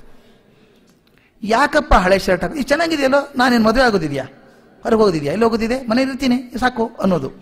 ಒಂದೊಂದ್ಸಲ ಕೋಪ ಬಂದ್ಬಿಡೋ ಅಷ್ಟು ಆಗ್ಬಿಡೋದು. ಇಲ್ಲಿ ಶರ್ಟ್ ಹರಿದು ಹೋಗಿರೋದು, ಅದನ್ನು ಹೊಲಿಗೆ ತಾನೇ ಹಾಕೋಬೇಕು, ಸರಿಯಾಗಿ ಹಾಕೊಳಕ್ ಬರಲ್ಲ. ಒಂದು ದಿವಸ ಅಂತೂ ಏನು ಮಾಡಿದ್ರು ಗೊತ್ತಾ, ಇಲ್ಲಿ ಹರಿದಿತ್ತಲ್ಲ, ಇಲ್ಲಿ ಹರಿದು ಹಾಫ್ ಶರ್ಟ್ ಮಾಡ್ಕೊಂಡ್ರು, ಫುಲ್ ಶರ್ಟ್ ಹರಿದು. ನಮಗೆಲ್ಲ ಅಕ್ವರ್ಡ್ ಅನ್ಸೋದು, ಏನ್ ಮಾಡ್ತಾರೆ ಇವರು, ಅವ್ರು ಯಾಕೆ ವೇಸ್ಟ್ ಮಾಡ್ತಿ, ಇಲ್ಲಿ ಹರಿದ್ರೆ ಶರ್ಟ್ ಹಾಳಾಯ್ತೇನೋ, ಇಲ್ಲೆಲ್ಲ ಚೆನ್ನಾಗಿದೆ ಅಲ್ಲಿ ಇಷ್ಟೇ ಹೋಗಿದ್ರೆ ಏನಾಯ್ತು. ಹೊರಗಡೆ ನಾವು ಸಿಟ್ಔಟಲ್ಲಿ ಲೈಟ್ ಹಾಕಿದ್ರೆ ಆರ್ಸ್ ಬರ್ತಿದ್ದ, ಯಾಕೆ ವೇಸ್ಟ್ ಮಾಡ್ತೀವಿ, ಲೈಟ್ ಆಫ್ ಮಾಡಿರೋದನ್ನ, ಸುಮ್ಮನೆ ಲೈಟ್ ಹಾಕಿಸ್ತಿರಲ್ಲ, ಅದು ಯಾರೂ ಇಲ್ಲಲ್ಲ, ಲೈಟ್ ಆಫ್ ಮಾಡು, ಇದೇ ಕೆಲಸ. ಯಾಕೆ ಅಂದ್ರೆ ಹಿ ಲಿವ್ಡ್ ಇನ್ ಪಾವರ್ಟಿ. ನೀವು ಹೇಗೆ ಮಕ್ಕಳಾಗಿದ್ದಾಗ ಬದುಕಿರ್ತೀರೋ ಹಾಗೆ ವಾಪಸ್ ಹಾಗೆ ಬರುದು. ನಮ್ಮ ತಂದೆಗೆ ಬಡತನ ಬರಲಿಲ್ಲ ಸಣ್ಣವರಿದ್ದಾಗ, ಈಗೂ ಅವ್ರ ದುಡ್ಡಿನ ಬೆಲೆ ಗೊತ್ತಿಲ್ಲ. ಯಾಕೆ ಬರೋದಿಲ್ಲ, ಅದು ಬಾಲ್ಯದಲ್ಲಿ ಹೇಗಿರ್ತದೋ ಹಾಗೆ ಬರೋದು ಕೊನೆಗೆ. ಈಗ ನಾನು ಅದಕ್ಕೆ ಹೇಳ್ತಿರ್ತೀನಿ, if you want to know how you will be at the age of 75, recollect how you were in your childhood. Gandhiji ಕೆಲವು ನಿರ್ಧಾರಗಳ ಮುಂದೆ ಮಾಡಿದ್ದು ಕೂಡ ಅವರು ಬಾಲ್ಯದಲ್ಲಿ ಬೆಳೆದಂತಹ ಪರಿಸರ ಕೂಡ ಕಾರಣ ಆಗಿರುತ್ತೆ. ಕೆಲವೊಂದು ತುಂಬ ಹಠ ಅನಿಸ್ಬೋದು, ಕೆಲವೊಂದು ಸ್ವಲ್ಪ ಚಾರ್ಜ್ ಗಾಂಧೀಜಿ ಬಗ್ಗೆ ಇರೋದು ಬಹಳ ಹಠಮಾರಿಗಳು, ತಲೆ ಬಂದದ್ದು ಬಿಡ್ತಾನೆ ಇರಲಿಲ್ಲ ಅಂತ. ಬೆಳೆದದ್ದು ಯಾವ ವಾತಾವರಣ, ಅವರು ಎಷ್ಟು ಬಿಗಿ ಇತ್ತು ಮನೇಲಿ ಬೆಳೆದಾಗ ಅಂತ ಹೇಳ್ತಾರೆ. ಮುಂದೆ ಬರ್ತೀನಿ, ಬಾಲ್ಯ ತಗೊಂಡಾಗ ಬರ್ತೀನಿ. ಹಾಗೆ ಯಾವುದು ಆ ಕಾಲಕ್ಕೆ ಮಾತ್ರ ಹೊಂದುವಂಥದ್ದನ್ನು ಅದನ್ನು ಬಿಡೋಣ, ಯಾವುದು ಸಾರ್ವಕಾಲಿಕವೋ ಅದನ್ನು ಹಿಡ್ಕೊಳ್ಳೋಣ. ಅದನ್ನು ನಾವು ತಪ್ಪು ಮಾಡುವಂಥ ಕೆಲಸ ಗೊತ್ತಾ? ಅವ್ರು ಯಾವುದೋ ಒಂದು ತೀರ್ಮಾನ ತಗೊಂಡಿದ್ದಾರೆ, ಆಗಿನ ಕಾಲಕ್ಕೆ ಅನ್ವಯ ಆಗುವಂಥದ್ದನ್ನು ಹಿಡ್ಕೊಂಡು ನೋಡಿ, ಗಾಂಧೀಜಿ ಹೇಳಿದ್ದಾರೆ, ತಪ್ಪಿದು. ನಾನು ಹೇಳ್ತಾ ಇದ್ದೆ, ಯಾವುದೇ ಒಬ್ಬ ದೊಡ್ಡ ವ್ಯಕ್ತಿ ಒಂದು ಏನಾದರೂ ಬರೆದ್ರೆ ಈ ಕಾಲಕ್ಕೆ ಬರೆದಿರ್ತೀವಲ್ಲ, ಅದರ ಮುಂದಿನ ಕಾಲಕ್ಕೆ ಇಂಟರ್ಪ್ರಿಟ್ ಮಾಡೋಕೆ ಹೋಗಬೇಡಿ. ಕೆಲವೊಂದು ಸಾರ್ವಕಾಲಿಕ ಸತ್ಯಗಳು ಇರ್ತದೆ, ಕೆಲವೊಂದು ಆಗಿನ ಕಾಲಕ್ಕೆ ಹೊಂದೋ ಸತ್ಯಗಳು ಇರ್ತದೆ. ಆದರೆ ನನಗೇನಪ್ಪ ಅಂದರೆ, ನಮ್ಮ ಜೀವನಕ್ಕೆ ಆದರ್ಶವಾಗಬಹುದಾದಂಥದ್ದು, ಹಿರಿದಾದದ್ದು, ಸಂತೋಷ ಕೊಡುವಂಥದ್ದು ಏನಾದರೂ ಅವರ ಜೀವನದಲ್ಲಿ ಸಿಕ್ಕರೆ ಅದನ್ನು ತಗೊಳ್ಳೋಣ. ಅದನ್ನು ಪಡ್ಕೊಂಡು ಸಾರ್ಥಕತೆ ಇದೆ ಹೊರತಾಗಿ ಅದು ಏನಿಲ್ಲ ಅಂತ ಹುಡುಕಿ ದುಃಖ ಪಡೋದ್ರಲ್ಲಿ ಏನಿಲ್ಲ. ಬರೀ ತಪ್ಪುಗಳನ್ನು ಹುಡುಕ್ತಾ ಆ ತಪ್ಪುಗಳನ್ನು ಹುಡುಕುವ ಆತರದಲ್ಲಿ ನಮಗೆ ದೊರೆಯಬಹುದಾದಂಥ ಪ್ರಯೋಜನಕಾರಿಯಾದ ಅಂಶಗಳನ್ನು ನಾವು ಮರೆತು ಬಿಡ್ತೀವೇನೋ ಅಂತನ್ನುವಂಥ ಭಯ ನನಗಿದೆ. ಈ 2 ಚಿತ್ರ ಅಂತ ಹೇಳಿದ್ನಲ್ಲ, ಅದಕ್ಕೆ ನಾನೇನು ಮಾಡಿದೆ ಅಂದರೆ, ಮತ್ತೊಮ್ಮೆ ನನಗೆ ದೊರಕಿದಂಥ ಗಾಂಧಿ ಸಾಹಿತ್ಯವನ್ನು ಮತ್ತೆ ಗಮನಿಸಿದೆ, ಮತ್ತೊಂದು ಸಲ ಓದಿದೆ. ಇದಕ್ಕೋಸ್ಕರ ನಾನು ಹೇಳಿದ್ನಲ್ಲ, ಗಾಂಧಿ ಸಾಹಿತ್ಯದಲ್ಲಿ ಪರಿಣಿತ ಅಲ್ಲ, ಅಥಾರಿಟಿ ಅಲ್ಲ. ಆದರೆ ನವಜೀವನ್ ಪ್ರೆಸ್ನಿಂದ ಏನೇನು ಪುಸ್ತಕ ಬಂದಿದೆಯೋ ಅವನು ಎಲ್ಲವನ್ನು ಒಂದ್ಸಲ ಆದರೂ ಗಟ್ಟಿಯಾಗಿ ಓದಿದ್ದೇನೆ. ಈಗ ನಾನು ಮುಖ್ಯವಾಗಿ ಇಟ್ಕೊಂಡಂಥ ಕೆಲವು ಪುಸ್ತಕಗಳು ಅಂತಂದರೆ, ಗಾಂಧೀಜಿಯವರ ಜೀವನ ಚರಿತ್ರೆ, ಮೈ ಎಕ್ಸ್ಪೆರಿಮೆಂಟ್ಸ್ ವಿತ್ ಟ್ರುತ್, ಅದು ಬೇಕೇ ಬೇಕು. ಅದರ ಜೊತೆಗೆ ಲೂಯಿ ಫಿಶರ್ ಬರೆದಂಥ ಒಂದು ಜೀವನ ಚರಿತ್ರೆ ಬಹಳ ಮುಖ್ಯ. ಅದು ಅವ್ರ ಜೊತೆಗೆ ಇದ್ದು ದಾಖಲೆ ಮಾಡಿ ಬರೆದಂಥ ಮನುಷ್ಯ ಆತ ಲೂಯಿ ಫಿಶರ್ ಜೀವನ ಚರಿತ್ರೆ. ಮೌಂಟ್ ಬ್ಯಾಟನ್ ಡೈರೀಸ್ ಮತ್ತು ಮೌಂಟ್ ಬ್ಯಾಟನ್ ಬುಕ್ಸ್, ಆಮೇಲೆ ಡೊಮಿನಿಕ್ ಲೆಪರಿ ಅಂಡ್ ಕಾಲಿನ್ಸ್ ಬರೆದಂಥದ್ದು ಫ್ರೀಡಮ್ ಅಟ್ ಮಿಡ್ ನೈಟ್ ಪುಸ್ತಕ, ಒಂದು ಬಹಳ ಮಾದರಿಯಾಗಿರುವಂಥ ಪುಸ್ತಕ. ಆಮೇಲೆ ಡಿ.ಜಿ. ತೆಂಡೂಲ್ಕರ್ ಬರೆದಂಥ 8 ವಾಲ್ಯೂಮ್ ಮಹಾತ್ಮ ಅಂತಿದೆ. ಆಮೇಲೆ ಕೆಲವೊಂದು ಪಬ್ಲಿಕೇಶನ್ಸ್, ಆಗಿನ ಕಾಲದ ಪೇಪರ್ಸು, ಕಟಿಂಗ್ ನೋಟ್ಸ್ ಎಲ್ಲ ತೊಗೊಂಡು ಇವನ್ನೆಲ್ಲ ಓದಿ ಗಮನಿಸಿದ್ದೇನೆ. 79 ವರ್ಷಗಳಷ್ಟು ದೀರ್ಘವಾದ ಈ ಜೀವನ, ರಾಷ್ಟ್ರ ಜೀವನದಲ್ಲಿ ಹಾಸು ಹೊಕ್ಕಾಗಿ ಬಂದ್ಬಿಟ್ಟಿದೆ ಗಾಂಧೀಜಿ ಜೀವನ. ಗಾಂಧೀಜಿ ಒಂದು ವ್ಯಕ್ತಿ ಜೀವನ ಆಗಿ ಉಳಿಲಿಲ್ಲ, ಅದು ರಾಷ್ಟ್ರದ ಇತಿಹಾಸದಲ್ಲಿ ಒಂದು ಅನಿವಾರ್ಯವಾದಂಥ, ಒಂದು ಅವಿಸ್ಮರಣೀಯವಾದಂಥ ಒಂದು ಘಟ್ಟ. ಅದನ್ನು ನೆನೆಸ್ಕೋಬೇಕು. ಇವತ್ತಿಗಾದರೂ ಹೇಳ್ತೀನಲ್ಲ, ಬೇರೆ ದೇಶಕ್ಕೆ ಹೋದರೆ, ಎಸ್ಪೆಷಲಿ ಜಪಾನ್, ಅಲ್ಲಿ ಹೋದರೆ ನಿಮಗೆ ಹೇಳ್ತಾರೆ ಕೂಡ ಅವರು, we respect you because you come from the land of Buddha and Gandhi ಅಂತ ಹೇಳ್ತಾರೆ. ನನ್ನ ಸ್ಟೂಡೆಂಟ್ ಒಬ್ಬ PhD ಮಾಡಿ ಜಪಾನಿಗೆ ಹೋಗಿದ್ದಾರೆ ರಿಸರ್ಚ್, ಪೋಸ್ಟ್ ಡಾಕ್ಟರಲ್ ರಿಸರ್ಚ್ ಮಾಡೋದಕ್ಕೆ. 3 ತಿಂಗಳಾದ್ಮೇಲೆ ಫೋನ್ ಮಾಡಿದ ನನಗೆ, ಸರ್ ಇಲ್ಲೆಲ್ಲ ಭಾಳ ಪ್ರಾಬ್ಲಮ್ ಇದೆ ಸರ್ ಅಂದ. ಜಪಾನಲ್ಲಿ ಏನೋ ಪ್ರಾಬ್ಲಮ್ ನಿನ್ನ ರಿಸರ್ಚ್ಗೆ ಎಂದೆ. ಸರ್ ನನ್ನ ಮೇಷ್ಟ್ರು, ನನ್ನ ಪ್ರೊಫೆಸರ್ ಇದ್ದಾರಲ್ಲ, ಕೆಮಿಸ್ಟ್ರಿ ಕೇಳೋದಿಲ್ಲ, ತಿರ್ಗಾ ಮುರ್ಗ ಬರ್ತಾರೆ, ಗಾಂಧಿ ಬಗ್ಗೆ ಹೇಳು ಅಂತಾರೆ. ಹೇಳು ಅಂದೆ. ನನಗೆ ಗೊತ್ತೇ ಇಲ್ಲಲ್ಲ ಅಂದ. ಅದೇ ಮುರುಕ್ತಾನೆ ನಿಂದು, ಇನ್ನಾದ್ರೂ ಪುಸ್ತಕ ತರಿಸ್ಕೋ. ಅವನು ನೀನು ಇಂಡಿಯಾದಿಂದ ಬಂದಿದ್ದೀಯಾ ಅಂತ ಹೇಳಿ ಕೇಳ್ತಾರೆ ಪಾಪ ಗಾಂಧಿ ಬಗ್ಗೆ, ನಿನಗೇನೂ ಗೊತ್ತಿಲ್ಲಲ್ಲ. ಪುಸ್ತಕ ಕಳಿಸ್ಕೊಟ್ಟೆ, ಅವನು ಭಾಳ ಒಳ್ಳೆ ಕೆಲಸ ಮಾಡಿಬಿಟ್ಟ. ಸರ್ ಇದು ಭಾಳ ಒಳ್ಳೆ ಪುಸ್ತಕ ಸರ್, ನೀವು ಓದಿ ಅಂತ ಅವ್ರಿಗೆ ಕೊಟ್ಟ. ತಾನು ಓದಿದ್ನ ಬಿಟ್ಟ ಗೊತ್ತಿಲ್ಲ. ಅಂದರೆ ಎಷ್ಟು ಪ್ರೀತಿ ಬರ್ತದೆ ಅಂತ ಕೆಲವರು ಹೇಳಿದರೆ ಎಷ್ಟು ಖುಷಿ ಪಡ್ತಾರೆ. ನಾನು ಅಮೆರಿಕಕ್ಕೆ ಹೋದಾಗ ಅಲ್ಲಿ ಡೇವಿಡ್ ಪಿಯರ್ಸನ್ ಅಂತೊಬ್ಬರು professor of education, university of California at Berkeley, ಅವ್ರ ಹತ್ರ ಮಾತಾಡ್ತಾ ನಾನು ಗಾಂಧಿ ಬಗ್ಗೆ ಹೇಳಿದಾಗ can I get some books ಅಂದರು. ನಾನು ಅಲ್ಲಿ ಸಿಕ್ಕಂಥ ಆಟೋಬಯೋಗ್ರಫಿ, ಅವ್ರ ಜೀವನ ಚರಿತ್ರೆನೇ ಕೊಟ್ಟೆ, ಒಂದು ಕಾಪಿ ಅವರಿಗೆ ಕೊಟ್ಟ ಮೇಲೆ ನನಗೆ ಆಶ್ಚರ್ಯ ಆಗೋದು. 7 ದಿವಸದ ಮೇಲೆ ಅವ್ರಿಗೆ ಫೋನ್ ಮಾಡಿ ನನಗೆ ಹೇಳ್ತಾರೆ, I finish that book, beautiful book ಅಂದರು. ಭಾಳ ಚೆನ್ನಾಗಿದೆ ಬುಕ್, ಬ್ಯೂಟಿಫುಲ್ ಬುಕ್ ಅಂದರು. ಏನು ಲೈಕ್ ಆಯ್ತು ನಿಮಗೆ ಅದರೊಳಗೆ ಅಂದೆ. ಏನು ಹೇಳಿದ್ರು ಗೊತ್ತಾ ಮನುಷ್ಯ, ಎಜುಕೇಷನ್ ಪ್ರೊಫೆಸರ್ ರೀ ಅವರು, one of the best universities in the world ಅಂತ ಹೇಳ್ತಾರೆ. What is beautiful about this is I would not dare to write these things in my biography ಅಂತ. ನನ್ನ ಜೀವನ ಚರಿತ್ರೆಯಲ್ಲಿ ಬರೆಯೋಕೆ ಧೈರ್ಯ ಮಾಡೋ ಸಾಧ್ಯನೇ ಇಲ್ಲ, ಅಂಥದ್ದೆಲ್ಲ ಬರೆದ್ಬಿಟ್ಟಿದ್ದಾರೆ ಅವರು ಅಂತ. ಅದಕ್ಕೆ ನಾನು ಹೇಳ್ತಿದ್ದೆ, ಜೀವನ ಚರಿತ್ರೆಗಳೆಲ್ಲ ಫಿಕ್ಷನ್ಸ್, ಬಹಳಷ್ಟು ಜೀವನ ಚರಿತ್ರೆಗಳೆಲ್ಲ ಕಥೆಗಳು. ಅಂದರೆ ನಾನು ಜೀವನದ ಸಂಧ್ಯೆಯಲ್ಲಿ ಕೂತ್ಕೊಂಡ್ಬಿಟ್ಟು ನಾನು ಏನು ಮಾಡಬೇಕಾಗಿತ್ತು ಅನ್ನೋದನ್ನು ಬರೀತೇನೆ ವಿನಃ ನಾನು ಏನು ಮಾಡಿದೆ ಅನ್ನೋದನ್ನು ಬರೆಯೋದಿಲ್ಲ. ನನ್ನ ಮನಸ್ಸಿನಲ್ಲಿದ್ದಂಥ ಕತ್ತಲೆಯ ಮೊಡಕುಗಳನ್ನು, ಮೂಲೆಗಳನ್ನು ತೋರ್ಸೋಕೆ ಹೋಗೋದಿಲ್ಲ. ಏನು ಚೆನ್ನಾಗಿದೆ ಅಂತ ತೋರಿಸ್ತೀನಿ, ಏನು ಸಾಧನೆ ಮಾಡಿದೆ ಅಂತ ತೋರಿಸ್ತೀನಿ, ಅದೆಲ್ಲ. ಆದರೆ ಎಲ್ಲಿ ಫೇಲ್ ಆದೆ ಅಂತ. ನನಗೆ ಮಾಸ್ತಿಯವ್ರ ಭಾವ ಕೂಡ ಇನ್ನೂ ಇಷ್ಟವಾಗುವಂಥದ್ದು. ಅದೊಂದು ಒಳ್ಳೆಯ ಬಯೋಗ್ರಫಿ ಅದು. ಗಾಂಧೀಜಿಯವ್ರದ್ದು ಅತ್ಯಂತ ಟ್ರಾನ್ಸ್ಪರೆಂಟ್ ಬಯೋಗ್ರಫಿ, ಏನೂ ಮುಚ್ಚಿಡಲಿಲ್ಲ. ಒಂದು ಸಲ ನಾನು ಇಲ್ಲಿ ಭಾರತ್ ಎಲೆಕ್ಟ್ರಾನಿಕ್ಸ್ಗೆ ಹೋದಾಗ ಅಲ್ಲೊಂದು CRL ಅಂತದೆ, ಸೆಂಟ್ರಲ್ ರಿಸರ್ಚ್ ಲ್ಯಾಬೊರೇಟರಿ ಅಂತ. ಅಲ್ಲಿ ಮಿನಿಮಮ್ ಕ್ವಾಲಿಫಿಕೇಷನ್ನೇ ಮಾಸ್ಟರ್ಸ್ ಡಿಗ್ರಿ, PhD ಇರಬೇಕು, ME ಅಥವಾ MTech ಇರಬೇಕು. ಅಂಥವ್ರೊಂದು 25-30 ಜನ ಹುಡುಗರಿದ್ದಾರೆ, ರಿಸರ್ಚ್ ಟೀಮ್ ಅದು. ಅವ್ರಿಗೆ ಮಾತಾಡಬೇಕಾಗಿತ್ತು, ಹ್ಯೂಮನ್ ವ್ಯಾಲ್ಯೂಸ್ ಬಗ್ಗೆ ಮಾತಾಡಬೇಕು ಅಂತ ಹೇಳಿದ್ರು. 3.5 ತಾಸು. ಆ ಹುಡುಗರಿಗೆ ಗಾಬರಿ ಆಗೋಯ್ತು. ಮಧ್ಯಾಹ್ನ 1:30 ಇಂದ 4:30 ತನಕ ಹ್ಯೂಮನ್ ವ್ಯಾಲ್ಯೂಸ್ ಎಷ್ಟು ಚೆನ್ನಾಗಿರುತ್ತೆ ಲೆಕ್ಕ ಹಾಕೊಳ್ಳಿ, ಊಟ ಆದ್ಮೇಲೆ. ಆ ಹುಡುಗರು ಹೇಳೇಬಿಟ್ರು ನನಗೆ, sir you want to talk for 3 hours sir ಅಂದರು. ನಾನು if you can dare to receive I can teach, I can talk about it ಅಂದೆ. ಕೂತ್ ಕೇಳೋದಿದ್ರೆ ಹೇಳ್ತೀನಿ ಅಂದೆ. ನಡುವೆ ಗಾಂಧಿ ಬಗ್ಗೆ ಮಾತು ಬಂದಾಗ ಹುಡುಗ ನಿಂತ್ಕೊಂಡ್ಬಿಟ್ಟ. Sir you have been talking of Gandhi, I don't like him sir. ಯಾಕಪ್ಪ ಇಷ್ಟ ಇಲ್ಲ ಅಂದೆ. ಏನೇನು ಸರ್ ಪ್ರಯೋಗಗಳವು, all funny experiments with sex ಎಲ್ಲ ಮಾಡಿದಾರಲ್ಲ, ಅದು ಎಲ್ಲಿ ಹಂಗೆ ಮಾಡಬೇಕಾ ಮಹಾತ್ಮಾದವರು ಅಂತೇನೋ ಹೇಳಿದ. ನಾನು ಹೇಳಿದೆ, ಎಲ್ಲಿ ಓದಿದ್ದದನ್ನು ನೀವು ಅಂತ ಕೇಳಿದೆ. ಎಲ್ಲಿ ಅಂದರೆ ಬಯೋಗ್ರಫಿಯಲ್ಲಿ ಇದೆಯಲ್ಲ ಅಂದ. ನಾನು ನಿನ್ನ ಬಯೋಗ್ರಫಿಯಲ್ಲಿ ಬರೀತೀಯ ಅದನ್ನು ಅಂತ ಕೇಳಿದೆ. ನಿನ್ನ ಬಯೋಗ್ರಫಿಯಲ್ಲಿ ಬರೀತೀಯ ಇದನ್ನು ಅಂದೆ. No I don't dare write it. ಅಂದರೆ ನಾವು ಹೊರಗಡೆ ಮುಖಕ್ಕೆ ಏನು ಕೊಡಬೇಕು ಅದನ್ನೇ ಕೊಡ್ತೀವಿ, ಆದದ್ದನ್ನು ಕೊಡೋಲ್ಲ. ಅಂಥ ಟ್ರಾನ್ಸ್ಪರೆಂಟ್. ನೀವು ಬಯೋಗ್ರಫಿ ಮುನ್ನುಡಿ ನೋಡ್ಬೇಕ್ರಿ, ಅದನ್ನು ಆಟೋಬಯೋಗ್ರಫಿ ಮುನ್ನುಡಿ ಬರೆದಿದ್ದಾರೆ ಗಾಂಧಿ. ನಾನು ಮತ್ತೊಬ್ಬ ಮನುಷ್ಯ ಎಷ್ಟು ನಿಖರವಾಗಿ ನನ್ನ ವ್ಯಕ್ತಿತ್ವವನ್ನು ಉಜ್ಜಿ ನೋಡಿ ಬರೀಬೇಕೋ ಅದಕ್ಕಿಂತ ಹೆಚ್ಚು ನಿಖರವಾಗಿ ಮಾಡೋದಕ್ಕೆ ಬರೆದಿದ್ದೀನಿ, ಟ್ರೈ ಮಾಡಿದ್ದೀನಿ. ಒಂದು ಮಾತು ಬರೀತಾರೆ, ನನ್ನ ಜೀವನ ಚರಿತ್ರೆ ಎಲ್ಲಾದರೂ ನಿಮಗೆ ನನ್ನ ಅಹಮಿಕೆ ಕಂಡು ಬಂದರೆ, ನನ್ನ ಅಹಂಕಾರ ಕಂಡು ಬಂದರೆ, ಛಾಯೆ ಕಂಡು ಬಂದರೆ, ನಾನು ಇನ್ನೂ ಮನಸ್ಪಕ್ವಾಗಿಲ್ಲ ಅಂತ ತಿಳ್ಕೊಂಬಿಡಿ ಅಂತ ಬರೀತಾರೆ. ಅಷ್ಟು ಓಪನ್ ಆಗಿ ಬರೆಯುವಂಥ ಮನುಷ್ಯ. ಆ ಜೀವನ ಚರಿತ್ರೆಯನ್ನು ಓದಿ ಆ ಡೇವಿಡ್ ಪಿಯರ್ಸನ್ ಹೇಳ್ತಾನೆ, ಮೋಸ್ಟ್ ಬ್ಯೂಟಿಫುಲ್ ಬುಕ್. ನಾವು ಸಾಮಾನ್ಯವಾಗಿ ಏನು ಮಾಡ್ತೀವಿ ಗೊತ್ತಾ, ಸಣ್ಣವರಿದ್ದಾಗ ಹೇಗೋ ಇರ್ತಾರೆ, ದೊಡ್ಡವರು ಆದಮೇಲೆ ಅದು ವರ್ಣನೆ ಬೇರೆ ಮಾಡ್ತೀವಿ. ನಾನು ಬಿಹಾರಕ್ಕೆ ಹೋದಾಗ ಒಂದ್ಸಲ ಅಲ್ಲಿ ಯೋಗ ಸ್ಕೂಲ್ ಇದೆ, ಒಳ್ಳೆಯ ಸ್ಕೂಲ್, ಭಾಳ ಒಳ್ಳೆಯ ಜನ ಇದ್ದಾರೆ, ವೆರಿ ಫೈನ್ ಸ್ವಾಮೀಜಿ ಇದ್ದಾರೆ.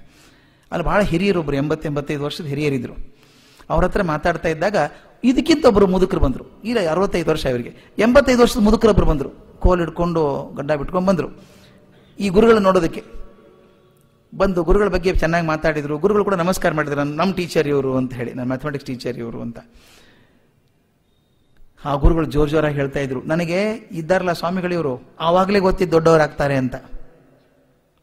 ಹೇಗೆ ಗೊತ್ತಿತ್ತು? ಹುಡುಗ ಆಗಿದ್ದಾಗ ನನ್ನ ಕ್ಲಾಸಲ್ಲಿ ಕೂತ್ಕೋತಾ ಇದ್ರಿ ಇವರು, ಆವಾಗಲೇ ಗೊತ್ತು ದೊಡ್ಡ ಮನುಷ್ಯ ಆಗ್ತಾರೆ ಇವರು ಅಂತ. ಹೇಗೆ ಅಂತ ನಾವು ಕೇಳಿದ್ವಿ. ಹೇಗೆ ಗೊತ್ತಾ, ನಾನು ಬಹಳ ಸ್ಟ್ರಿಕ್ಟ್ ಟೀಚರ್, ಬಿಗಿ, ಅಲಗಾಡಕ್ಕೆ ಬಿಡ್ತಿರ್ಲಿಲ್ಲ, ಪರ್ಮಿಷನ್ ಕೊಡಲ್ಲ, ಕ್ಲಾಸಿಂದ ಹೊರಗೆ ಹೋಗಿ ಪರ್ಮಿಷನ್ ಯಾರಿಗೂ ಕೊಡ್ತಿರ್ಲಿಲ್ಲ. ಹೊರಗೆ ಹೋಗ್ಬೇಕಾದ್ರೆ ಒಂದು ವಿಸಿಬಲ್ ಪ್ರೂಫ್ ಇರಬೇಕು, ಕಣ್ಣಿಗೆ ಕಾಣಿಸುವಂಥ ಒಂದು ಚಿಹ್ನೆ ಇರಬೇಕು, ಅಂದ್ರೆ ಮಾತ್ರ ಹೊರಗೆ ಕಳಿಸೋದು. ತಲೆ ನೋಯ್ತದೆ, ಹೊರಗೆ ಕಳಿಸಲ್ಲ. ಪ್ರೂಫ್ ಏನಿದೆ ತಲೆ ನೋಯೋದು? ಕಾಣಿಸುತ್ತಾ ನನಗೆ? ಕಾಣಿಸಲ್ಲ. ಗಾಯ ಆಗಿದೆ, ರಕ್ತ ಸುರಿತಾ ಇದೆ, ಕಾಣುತ್ತೆ, ಹೋಗು, ಪರ್ಮಿಷನ್ ಇದೆ. ಹೀಗೆ ಕಣ್ಣಿಗೆ ಕಾಣುವಂಥ ಒಂದು ಆಧಾರ ಇದ್ದರೆ ಮಾತ್ರ ಹೊರಗೆ ಬಿಡುತ್ತೇನೆ, ಬಿಡಲ್ಲ. ಹೊಟ್ಟೆ ನೋವು ಆಧಾರ ಇಲ್ಲ, ಬಿಡಲ್ಲ. ಹೀಗೆಲ್ಲ ಬಹಳ ಸ್ಟ್ರಿಕ್ಟ್ ಮನುಷ್ಯ ಅಂತ. ಇವ್ರಿಗೂ ಸಾಕಾಗಿತ್ತು ಪಾಪ, ಗುರುಗಳು ಆಗೋರು ಮುಂದೆ. ಈ ಹುಡುಗ ತಾನೇ ಈಗ. ಅವ್ರು ಒಂದು ದಿವಸ ಏನು ಮಾಡಿದ್ರು ಅಂತ ಬಹಳ ಚೆನ್ನಾಗಿ ಬರೀತಾರೆ. ಅವ್ರು ಗುರುಗಳು ಹೇಳ್ತಾ ಇದ್ರು, ಇವನೇನು ಮಾಡಿದ ಗೊತ್ತಾ, ಏಪ್ರಿಲ್-ಮೇ ತಿಂಗಳು ಕ್ಲಾಸ್ ಮುಗಿದ ತಕ್ಷಣ ಓಡಿ ಹೋಗ್ಬಿಟ್ಟು ಮುಂದೆ ಒಂದು ಮಾವಿನ ತೋಪು, ಮಾವಿನ ಗಿಡದ ಮೇಲೆ ಕೂತ್ಕೊಂಡ್ರಂತೆ. ಹೋಗಿ ದಪ್ಪ ಅದೊಂದು 4-5 ಮಾವಿನಕಾಯಿ ಆರಿಸ್ಕೊಂಡು ಶರ್ಟಲ್ಲಿ ಹಿಡ್ಕೊಂಡು ಕೂತಿದ್ರಂತೆ. ಮೇಷ್ಟ್ ಅದೇ ಗಿಡದ ಕೆಳಗೆ ಹೋಗೋರು ದಿನ ಮನೆಗೆ ಹೋಗ್ಬೇಕಾದ್ರೆ. ಮೇಷ್ಟ್ ಬಂದಾಗ ಟಪ ಅಂತ ಒಂದು 5-6 ಕಾಯಿ ಅವ್ರ ತಲೆ ಮೇಲೆ ಎಸೆದ್ರು. ಅಲ್ಲಿಂದ ಕಾಯಿ ಬಿದ್ದರೆ ಏನಾಗಬೇಡ ಪಾಪ ಮೇಷ್ಟ್ರಿಗೆ. ಅಯ್ಯಯ್ಯೋ ಅಂತ ಕೂತ್ಕೊಂಡ್ಬಿಟ್ರು ಕೆಳಗಡೆ. ಹುಡುಗ ಓಡ್ ಬಂದ ಕೆಳಗಡೆ ಬಂದು, ಏನಾಯ್ತು ಸರ್ ಅಂದ. ಏನಾಯ್ತು, ತಲೆ ಸಿಡಿದು ಹೋಗ್ತಾ ಇದೆ ಅಂದ್ರಂತೆ. ಕಾಣಿಸೋಲ್ಲ ಅಂದ ಇವನು. ಕಾಣಿಸೋಲ್ಲ ಅಂದ ತಕ್ಷಣ ನಾವು ಗೊತ್ತಾಯ್ತು ಇವನೇ ಮಾಡಿದ್ದು, ನೀನೇ ಹಚ್ತಿದ್ದ ಅಂತ. ಹೌದು ಅಂದಂದು. ಇಲ್ಲೋಡು, ನಾಳೆ ಕೆಲಸ ಮಾಡು, ನಾಳೆ ನೀನು ಹೊರಗೆ ಹೋಗ್ಬೇಕಾದ್ರೆ ನನಗೇನು ಕಾರಣ ಕೇಳಬೇಡ. ಕೇಳಿದರೆ ನಿನಗೊಂದು ಬೇರೆದು ಮಾಡೋಕ್ಕಾಗಲ್ಲ ನಾನು. ನೀ ಸುಮ್ಮನೆ ಕೈ ಎತ್ತಿ ಬಿಡು, ನಾನು ನಿನ್ನ ಪರ್ಮಿಷನ್ ಕೊಡ್ತೀನಿ, ಹೋಗ್ಬಿಡು ಅಂತ ಹೇಳಿಬಿಟ್ಟು ಅದನ್ನು ಗುರುಗಳು ಹೇಳ್ತಾ ಇದ್ರು. ಈ ಗುರುಗಳು ನೋಡಿ, ಆಗಲೇ ಎಷ್ಟು ತಲೆ ಚುರುಕು. ಗೊತ್ತಿತ್ತು ನನಗೆ ಒಂದು ದಿವಸ ದೊಡ್ಡವರು ಆಗ್ತಾರೆ ಇವರು, ಭಾಳ ದೊಡ್ಡವನಾಗ್ತಾನೆ, ಗೊತ್ತಿತ್ತು ನನಗೆ ಅಂತ ಹೇಳಿ ಆಶೀರ್ವಾದ ಮಾಡಿ ಹೋದರು. ಹೋದ್ಮೇಲೆ ಇವ್ರನ್ನ ಕೇಳಿದೆ, ಏನು ಅನ್ನಿಸ್ತು ನಿಮಗೆ ಅಂತ ಈ ಗುರುಗಳನ್ನು ಕೇಳಿದೆ. ಅವ್ರು ಹೇಳಿದ್ರು, ಡೋಂಟ್ ಬಿಲೀವ್ ಹಿಮ್, ಏನು ನಂಬೇಡಿ ಅವ್ರನ್ನ ಅಂದರು. ಯಾಕ್ರಿ ನಿಮ್ಮ ಗುರುಗಳವರು ಅಂದೆ. ಇಲ್ಲ ರೀ, ನಾನು ಅಕಸ್ಮಾತ್ ಪ್ರಪಂಚದ ಅತ್ಯಂತ ಒಬ್ಬ ದೊಡ್ಡ ಮೋಸಗಾರ ಆಗಿದ್ರು ಇದೇ ಮಾತನ್ನೇ ಹೇಳ್ತಿದ್ರು. ಇವತ್ತೇನೋ ಒಂದು ಗುರುಸ್ಥಾನಕ್ಕೆ ಬಂದು ಕೂತಿದ್ದೇನೆ, ಅದಕ್ಕೆ ಒಳ್ಳೆ ಮಾತು ಹೇಳೋದ್ರು, ನೋಡ್ರಿ ಎಷ್ಟು ಬುದ್ಧಿವಂತ ಇದ್ದ, ಅವಾಗಲೇ ಗೊತ್ತಿತ್ತು ದೊಡ್ಡವರಾಗ್ತಾರೆ ಅಂತ. ಅಕಸ್ಮಾತ್ ನಾನು ಭಾರಿ ಕಳ್ಳ ಆಗಿದ್ದೆ, ಡಕಾಯಿತ ಆಗಿದ್ದೆ, ಶಿಕ್ಷೆ ಆಗ್ತಿತ್ತು ಅಂದ್ರೆ ಹೇಳಿರು, ಆಗಲೇ ಮೇಷ್ಟ್ರ ತಲೆ ಮೇಲೆ ಮಾವಿನಕಾಯಿ ಹಾಕೋನು ದರೋಡೆಕಾರ ಆಗದೆ ಬಿಡ್ತಾನೆ ಇವನು, ಆವಾಗಲೇ ಗೊತ್ತಿತ್ತು ಅಂತ ಹೇಳ್ತಿದ್ರು. ಆದ್ರಿಂದ we interpret our past experiences ಅಂತ. ಇರೋದನ್ನ ಹೇಳೋಲ್ಲ ನಾವು, ಇಂಟರ್ಪ್ರಿಟ್ ಮಾಡ್ತೇವೆ ನಾವು. ಹಾಗೆ ಬಹಳಷ್ಟು ಜೀವನ ಚರಿತ್ರೆಗಳು ಇಂಟರ್ಪ್ರಿಟ್ ಆಗಿ ಬರುವಂತಹದ್ದು. ಇಲ್ಲಿ ಆಗಲಿಲ್ಲ ಅದು. ಇಂಥ ಒಬ್ಬ ವ್ಯಕ್ತಿಯ ಜೀವನ ಒಂದು ರಾಷ್ಟ್ರದ ಪ್ರಜ್ಞೆಯಲ್ಲಿ ಸೇರ್ಕೊಂಡು ಹೋಗಿದೆಯಲ್ಲ, ಇದನ್ನು ಹುಡುಕಬೇಕು ಅಂತ ಹೇಳಿ ಇದನ್ನು ತೋರಿಸುವಂಥ ಪ್ರಯತ್ನ ಇದೆಯಲ್ಲ, ತಟ್ಟೆಯಲ್ಲಿ ಸೂರ್ಯನನ್ನು ತೋರಿಸಿದ ಹಾಗೆ. ಅದರ ಪ್ರಯತ್ನ ಮಾಡೋದಕ್ಕೆ ಒಂದು ಗುರಿ ಹಾಕ್ಕೊಂಡಿದ್ದೆ ನಾನು. 5 ದಿವಸಗಳಲ್ಲಿ ಮೊದಲು ಹಿನ್ನೆಲೆ ಬಾಲ್ಯ ಅಂತ ಒಂದು ದಿವಸ, 2ನೇ ದಿವಸ ಇಂಗ್ಲೆಂಡ್ ಶಿಕ್ಷಣ ಅಂತ 2ನೇ ಭಾಗ, 3ನೇದ್ದು ದಕ್ಷಿಣ ಆಫ್ರಿಕಾದಲ್ಲಿ ಸಾಧನೆಗಳು 3ನೇದ್ದು, 4ನೇದ್ದು ಸ್ವಾತಂತ್ರ್ಯ ಸಂಗ್ರಾಮದ ನಾಯಕತ್ವ ಅಂತ ಒಂದು ತಗೊಂಡಿದ್ದೇನೆ, ಕೊನೆಯದನ್ನ ಮಹಾತ್ಮ ಅಂತ ತಗೊಂಡಿದ್ದೇನೆ. 5 ಭಾಗಗಳಲ್ಲಿ ಹೇಳ್ಕೊಳ್ಳೋಣ ಅಂತ. ನನ್ನ ಉದ್ದೇಶ ಇದು, ಯಾವ ರಸಘಟ್ಟಗಳಲ್ಲಿ ಅವ್ರ ವ್ಯಕ್ತಿತ್ವ ಬದಲಾಯಿಸ್ತಾ ಹೋಯಿತು. ಅವ್ರು ಬಾಲ್ಯದಲ್ಲಿ ಬರ್ಕೊಂಡಿದ್ದಾರೆ, ಅವ್ರು ಬರೆದದ್ದು ನೋಡಿದ್ರೆ ಹೆದರಿಕೆ ಆಗುವಂಥದ್ದು ಬರ್ಕೊಂಡಿದ್ದಾರೆ. ಅವ್ರು ಎಷ್ಟು ಸ್ಪಷ್ಟವಾಗಿ ಬರೀತಾರೆ, ಒಂದು ಚೂರು ಮುಚ್ಚುಮರೆಯಲ್ಲಿ ಬರೀತಾರಲ್ಲ, ಆ ಬಾಲ್ಯವನ್ನು ತಗೊಂಡು ಗಮನಿಸಿಕೊಂಡು 5 ಹಂತಗಳಲ್ಲಿ ಗಮನಿಸಿಕೊಂಡು ಹೋಗೋಣ ಅಂತ ಉದ್ದೇಶ ಅಷ್ಟು. ಇದಕ್ಕೆ ಹಿನ್ನೆಲೆಯಾಗಿ ನಾವು ನೋಡಬೇಕು. ಗಾಂಧೀಜಿನೇ ಮಾತನ್ನು ಒಪ್ಕೊಂಡಿದ್ದಾರೆ, ನಮ್ಮ ಸ್ವಾತಂತ್ರ್ಯ ಸಂಗ್ರಾಮ ಯಶಸ್ಸಾಗಿದ್ರೆ ಬರೀ ನಮ್ಮ ಚಳವಳಿಯಿಂದ ಆಗಲಿಲ್ಲ, ಇದ್ರ ಹಿಂದೆ ಒಂದು ದೊಡ್ಡದೊಂದು ಪಟಲ ರೆಡಿ ಆಗಿದೆ, ಒಂದು ದೊಡ್ಡ ಕ್ಯಾನ್ವಾಸ್ ರೆಡಿ ಆಗಿದೆ, ಎಷ್ಟೊಂದು ಸಾಧನೆಗಳಾಗಿದೆ ಅದರ ಹಿಂದೆ. ಆ ಸಾಧನೆಗಳ ಫಲದಿಂದಾಗಿ ಎಷ್ಟು ಜನ ಕ್ರಾಂತಿಕಾರಿಗಳಿದ್ದಾರೆ, ಸಾಧಕರಿದ್ದಾರೆ, ಸನ್ಯಾಸಿಗಳಿದ್ದಾರೆ. ಅವರು ಆಧ್ಯಾತ್ಮಿಕವಾಗಿ, ಸಾಂಸ್ಕೃತಿಕವಾಗಿ, ಐತಿಹಾಸಿಕವಾಗಿ ಬೇಕಾದಷ್ಟು ಕೆಲಸ ಮಾಡಿರೋದ್ರಿಂದ ಒಂದು ಹಿನ್ನೆಲೆ ನೆಲೆಸಿಕೊಟ್ಟಿದ್ದಾರೆ. ಅದರಿಂದ ಯಶಸ್ವಾಯ್ತು, ಹೊರತಾಗಿ ನಮ್ಮಿಂದ ಆಯಿತು ಅಂತ ಭ್ರಮೆ ಇಲ್ಲ ಅಂತ. ಬಹಳ ಮುಖ್ಯ ಕಾರಣ ಇದು. ಸಾಮಾನ್ಯವಾಗಿ ನಾನು ಹೇಳ್ತಿರ್ತೀನಿ, ಗಾಂಧೀಜಿ ಒಬ್ಬರನ್ನ ನಾವು ಟೋಕನ್ ಆಗಿ ಹೇಳ್ತೀವಿ, ಆದರೆ ಅವ್ರ ಹಿಂದೆ ಎಂತ ದೊಡ್ಡ ತಂಡ ಇತ್ತು ಅಂತ. ತಂಡ ಹೇಗೆ ತಯಾರಾಯಿತು ಇದನ್ನು ನೋಡ್ಬೇಕಾದ್ರೆ ನಾವು ಸ್ವಲ್ಪ ಹಿನ್ನೆಲೆಯನ್ನು ಗಮನಿಸೋಣ. ಒಂದು 5-6 ನಿಮಿಷ ಹಿನ್ನೆಲೆಯನ್ನು ಗಮನಿಸೋಣ ಅದ್ರ ಬಗ್ಗೆ. ವಿದೇಶಿಯರನ್ನ ಓಡಿಸಬೇಕು ಅಂತ ನಮ್ಮ ಪ್ರಯತ್ನ ಮೊದಲಿಂದ ಆಗ್ತಾ ಇತ್ತು. ಅದರ ಮೊದಲನೇದು ಪ್ರಥಮ ಸ್ವಾತಂತ್ರ್ಯ ಸಂಗ್ರಾಮ ಅಂತ ಕರೆಯುವಂಥದ್ದು 1857ರಲ್ಲಿ. ಕೆಲವರು ಸಿಪಾಯಿ ಮ್ಯೂಟಿನಿ ಅಂತ ಕರೀತಾರೆ, ಕೆಲವು ಬಂಡಾಯ ಅಂತ ಕರೀತಾರೆ. ಅದು ಮೊದಲನೇ ಸ್ವಾತಂತ್ರ್ಯ ಸಂಗ್ರಾಮವೇ ಹೌದು. ಯಾಕಂದ್ರೆ ಮೊಟ್ಟ ಮೊದಲ ಬಾರಿಗೆ ಒಂದು ಆರ್ಗನೈಸ್ಡ್ ವೇ, ಸಾಮೂಹಿಕವಾಗಿ ಒಬ್ಬ ವೈರಿಯನ್ನು ಹೊರಗೆ ಗೊತ್ತು ಮಾಡೋದಿದೆಯಲ್ಲ, ಬಹಳ ಮುಖ್ಯ. ಅದು ನಮಗೆ ಹೊರಗಿನ ವೈರಿ ಗೊತ್ತೇ ಇರಲಿಲ್ಲಲ್ಲ. ವೈರಿ ಅಂತ ಗೊತ್ತಾದ್ರೆ ತಾನೇ ಹೋರಾಟದ ನಾವು. ಅವರು ನಮ್ಮ ಆತ್ಮೀಯರು, ನಮ್ಮ ಪ್ರಭುಗಳು ಅನ್ಕೊಂಡಾಗ ಹೋರಾಡೋದಲ್ಲಿ ಬರ್ತದೆ. ಒಬ್ಬ ಗುರಿಯನ್ನು ಹಾಕಿ ಇವರು ನಮ್ಮ ವೈರಿಗಳು ಅಂತ ಗೊತ್ತು ಮಾಡಿದಂಥದ್ದು 1857ನೇ ಇಸ್ವಿಯ ಮಹಾಸಂಗ್ರಾಮ. ಅದು ಆಗಿ 12 ವರ್ಷಗಳ ನಂತರ ಮೋಹನ್ ದಾಸ್ ಕರಮ್ಚಂದ್ ಗಾಂಧಿ ಹುಟ್ಟಿದ್ರು. ಆದರೆ ಅದರ ಹಿಂದೆ ಆದಂತಹದ್ದು ಬೆಳವಣಿಗೆಗಳನ್ನು ಸ್ವಲ್ಪ ಗಮನಿಸಬೇಕು ನಾವು. ಆ ಸ್ವಾತಂತ್ರ್ಯ ಸಂಗ್ರಾಮದ 12 ವರ್ಷಗಳ ನಂತರ ಗಾಂಧೀಜಿ ಹುಟ್ಟಿದ್ರು. 1856ರಲ್ಲಿ ಡಾಲ್ ಹೌಸಿ ಭಾರತದಿಂದ ಹೊರಟಾಗ ಬ್ರಿಟಿಷ್ ಆಡಳಿತ ಪ್ರತ್ಯಕ್ಷವಾಗಿಯೋ ಪರೋಕ್ಷವಾಗಿಯೋ ಸಮಗ್ರ ಭಾರತದ ಮೇಲೆ ಪ್ರತಿಸ್ಥಾಪನೆ ಆಗಿತ್ತು. ಅವಾಗ 1856ನೇ ಇಸ್ವಿ ಹೊತ್ತಿಗೆ ಡಾಲ್ ಹೌಸಿ ವಾಪಸ್ ಹೋಗೋ ಹೊತ್ತಿಗೆ ಪೂರ್ತಿ ಭಾರತದುದ್ದಕ್ಕೂ ಅವ್ರ ಪ್ರಭಾವ ಆಗಿತ್ತು, ಪ್ರತ್ಯಕ್ಷವಾಗಿ ಪರೋಕ್ಷವಾಗಿ 2 ಕಡೆಯಿಂದ ಆಗಿತ್ತು. ಇದ್ರ ಬ್ಯಾಕ್ಗ್ರೌಂಡ್ ಸ್ವಲ್ಪ ನೋಡೋಣ, ಎಲ್ಲೆಲ್ಲಿ ಬದಲಾವಣೆ ಆಯಿತು. ಕೆಲವು ಹಂತಗಳನ್ನು ಮಾತ್ರ ಗುರುತಿಸೋಕೆ ಇಷ್ಟಪಟ್ಟಿದ್ದೇನೆ, ಹುಡುಕಿದ್ರೆ ಬಹಳ ದೊಡ್ಡದಿದೆ ಅದು. ಕೆಲವೊಂದು ಮೈಲುಗಳನ್ನು ಮಾತ್ರ ಹೇಳ್ತೇನೆ. 1757ರಲ್ಲಿ ನಡೆದಂಥ ಪ್ಲಾಸಿ ಕದನ, ಈ ಪ್ಲಾಸಿ ಕದನದ ನಂತರ ಬ್ರಿಟಿಷ್ ಆಧಿಪತ್ಯದ ತಳಹದಿಯನ್ನು ಗಟ್ಟಿಯಾಗಿ ಊರ್ಕೊಂಡು ಇನ್ನೊಂದು ತಮಾಷೆ ಆಗ್ತಾ ಇತ್ತು. ಭಾರತದ ಆಚೆ ಹೊರದೇಶಗಳಲ್ಲಿ ಔದ್ಯಮಿಕ ಕ್ಷೇತ್ರಗಳಲ್ಲಿ ಸಂಭವಿಸಿದಂತಹ ಹಲವಾರು ಕೆಲಸಗಳು ಬ್ರಿಟಿಷ್ ದೇಶವನ್ನ 1770ರ ಕೈಗಾರಿಕಾ ಕ್ರಾಂತಿಗೆ ತಯಾರು ಮಾಡಿತ್ತು. ಇದೆಲ್ಲ ಹಿನ್ನೆಲೆ ನಮ್ಗೆ ಗೊತ್ತಿರಬೇಕು. 1770ರಲ್ಲಿ ಔದ್ಯೋಗಿಕ ಕ್ರಾಂತಿ ಏನಾಯ್ತೋ ಅದಕ್ಕೊಂದು ಹಿನ್ನೆಲೆ ಇದೆ. ಇದು ಯಶಸ್ವಿ ಆಗಬೇಕಾದ್ರೆ, ಆ ಔದ್ಯೋಗಿಕ ಕ್ರಾಂತಿ ಲಂಡನ್ನಲ್ಲಿ ಇಂಗ್ಲೆಂಡ್ ಯಶಸ್ವಿ ಆಗಬೇಕಾದ್ರೆ ವಿಶಾಲವಾದಂಥ ಮಾರುಕಟ್ಟೆ ಬೇಕು ಮತ್ತು ಧನದ ಬಂಡವಾಳ ಬೇಕಾಗಿತ್ತು.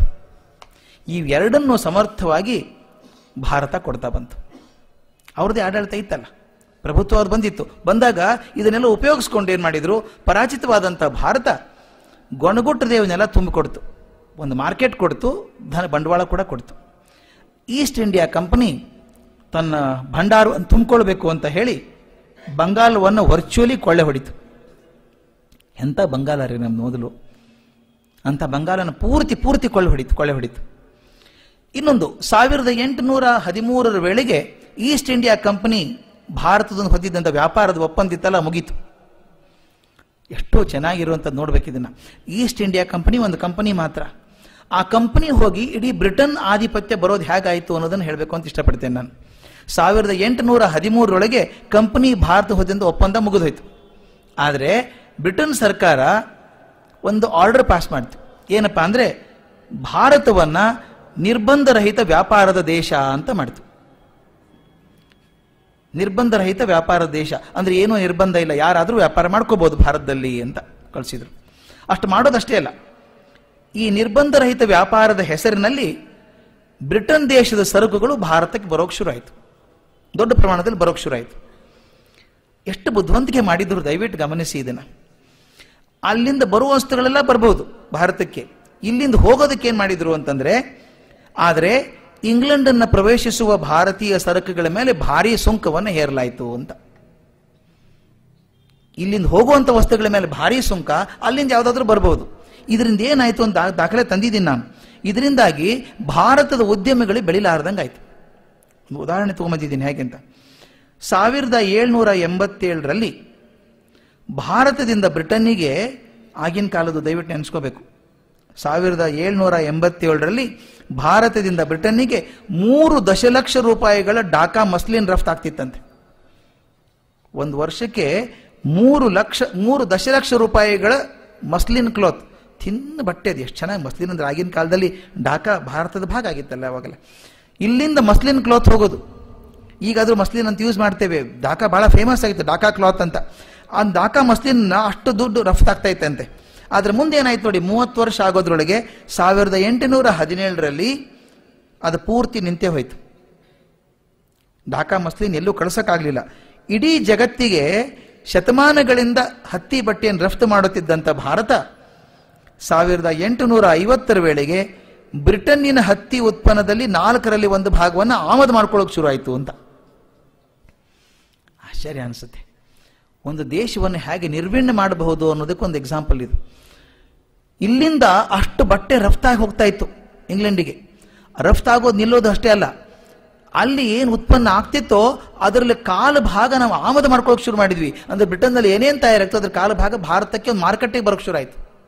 ಇದರಿಂದ ಏನಾಯಿತು, ಭಾರತದ ಅರ್ಥವ್ಯವಸ್ಥೆಯ ಆಧಾರವಾಗಿದ್ದು ಕೃಷಿಗೆ ಪೂರಕವಾಗಿದ್ದಂಥ ಈ ಗೃಹ ಕೈಗಾರಿಕೆ ನಾಶವಾಗ್ಲಿಕ್ಕೆ ಶುರು ಆಯಿತು. ಕ್ಷಾಮಗಳ ಮೇಲೆ ಕ್ಷಾಮ ಬಂತು. ಅದು ಹೇಳ್ತಾರೆ 1770ರಿಂದ 1303 120 ಸಲ ಕ್ಷಾಮ ಬಂತು ಅಂತ ಬರೀತಾರೆ. ಅಷ್ಟು ಕ್ಷಾಮ ಬಂತಂತೆ. ಕ್ಷಾಮ ಬಂದು ಅನ್ನವಿಲ್ಲದೆ ಲಕ್ಷಾಂತರ ಜನ ಸಾವಿಗೀಡಾದರು. ಜೀವ ಸಹಿತ ಉಳಿದವರು ವಿದೇಶಿ ಪ್ರಭುತ್ವದ ಕೆಡಕೆಗಳನ್ನು ಪ್ರತಿಭಟಿಸುವ ಶಕ್ತಿ ಹೊಂದಿರಲಿಲ್ಲ. ಅದು ಹೇಗೆ ಉಪಯೋಗಿಸ್ಕೊಂಡ್ರು ನೋಡಿ. ಮೊದಲು ಕೈಗಾರಿಕೆಗಳನ್ನು ನಾಶ ಮಾಡಿದರು, ಉತ್ಪನ್ನ ನಾಶ ಆಯಿತು, ಕ್ಷಾಮಗಳು ಬೇರೆ ಬಂತು. ಹೀಗಾಗಿ ನಮಗನ್ನು ಹೈರಾಣಾದಂಥ ಜನಕ್ಕೆ ಪ್ರತಿಭಟನೆ ಮಾಡುವ ಶಕ್ತಿ ಇರಲಿಲ್ಲ. ಈ ಪ್ರಥಮ ಮಹಾಸಂಗ್ರಾಮದ ನಂತರ ಈಸ್ಟ್ ಇಂಡಿಯಾ ಕಂಪನಿ ಅದು ರದ್ದಾಯಿತು. ಎಷ್ಟು ಚೆನ್ನಾಗಿ ಪ್ಲಾನ್ ಮಾಡ್ತಾರೆ ಅಂತ. ಅದೇ ಶೂಡ್ ಪ್ಲಾನರ್ಸ್ ಅವರು, ನಮಗೆ ಗೊತ್ತಿಲ್ಲದಾಗ ಎಷ್ಟು ಚೆನ್ನಾಗಿ ಪ್ಲಾನ್ ಮಾಡಿದ್ದಾರೆ. ರದ್ದಾದ್ಮೇಲೆ ಬ್ರಿಟಿಷ್ ಸಾಮ್ರಾಜ್ಯ ದೇಶದ ಆಡಳಿತ ಒಪ್ಕೊಂಡಿತು. ಈಸ್ಟ್ ಇಂಡಿಯಾ ಕಂಪನಿ ಅಲ್ಲ, ಬ್ರಿಟಿಷ್ ಸಾಮ್ರಾಜ್ಯ ಒಪ್ಕೊಂಡ್ಬಿಡ್ತಂತೆ. 1858 ಆಗಸ್ಟ್ರಲ್ಲಿ ಒಂದು ಆಕ್ಟ್ ಪಾಸ್ ಮಾಡಿದ್ರು ಬ್ರಿಟನ್ನಲ್ಲಿ. ಏನಂದ್ರೆ act for the better government of India ಅಂತ. ಮೊದಲೇ ಬೆಟರ್ ಇತ್ತು ನಮ್ದು. ಈ ಬೆಟರ್ ಗವರ್ಮೆಂಟ್ ಆಫ್ ಇಂಡಿಯಾ, ಇನ್ನೂ ಚೆನ್ನಾಗಿ ಅದನ್ನು ಆಡಳಿತ ನಡೆಸಬೇಕು, ರಾಜ್ಯದ ಏನು ಮಾಡಬೇಕು ಅಂತ ಒಂದು ಆಕ್ಟ್ ಪಾಸ್ ಮಾಡಿದ್ರಂತೆ. ಮಾಡಿ ಈ ಅಧಿಶಾಸನದ ಪ್ರಕಾರ ಕಂಪನಿ ಸದಸ್ಯರ ಮತ್ತು ಆಡಳಿತ ಮಂಡಳಿ ಅಧಿಕಾರ ರಾಜ್ಯ ಕಾರ್ಯದರ್ಶಿ ಕೊಡಲಾಯಿತು. ಯಾವುದೋ ಕಂಪನಿ ಇತ್ತಾರೆ ಈಸ್ಟ್ ಇಂಡಿಯಾ ಕಂಪನಿದು, ಅವರ ಆಡಳಿತ ಮಂಡಳಿ ಸದಸ್ಯರಿದ್ರು, ಅಧಿಕಾರ ಅದೆಲ್ಲ ಹೋಗ್ಬಿಟ್ಟು ಈಗ ಸೆಕ್ರೆಟರಿ ಆಫ್ ಸ್ಟೇಟ್ ಅಂದರೆ ಬ್ರಿಟನ್ ಸರ್ಕಾರದ ಒಂದು ಭಾಗ ಆಯಿತು. ಒಂದು ಯಾವುದೋ ಕಂಪನಿ ಭಾಗ ಇದ್ದದ್ದು. ಒಂದು ಎಕ್ಸಾಂಪಲ್ ಕೊಡೋದಾದರೆ, ಯಾವುದೋ ಒಂದು ಕಂಪನಿ ಬೆಂಗಳೂರಲ್ಲಿದೆ, ಅವರಿಗೆ ಈ ಸರ್ಕಲ್ ಮ್ಯಾನೇಜ್ ಮಾಡ್ಕೊಳ್ಳಿ ಅಂತ ಹೇಳಿರ್ತೀವಿ ನಾವು. ಈ ಟ್ರಾಫಿಕ್ ಸಿಗ್ನಲ್ ಸರ್ಕಲ್ ಮ್ಯಾನೇಜ್ ಮಾಡ್ಕೊಳ್ಳಿ ಅಂತ ಅವರೊಂದು ಸರ್ಕ್ಯುಲರ್ ಪಾಸ್ ಮಾಡಿ ಬಸವನಗುಡಿ ಏರಿಯಾ ಎಲ್ಲ ನಾವೇ ಕಂಟ್ರೋಲ್ ಮಾಡೋದು ಅಂತಂದ್ರೆ ಹೇಗೆ ತಮಾಷೆ ಆಗುತ್ತೆ. ಹಾಗಾಯ್ತು.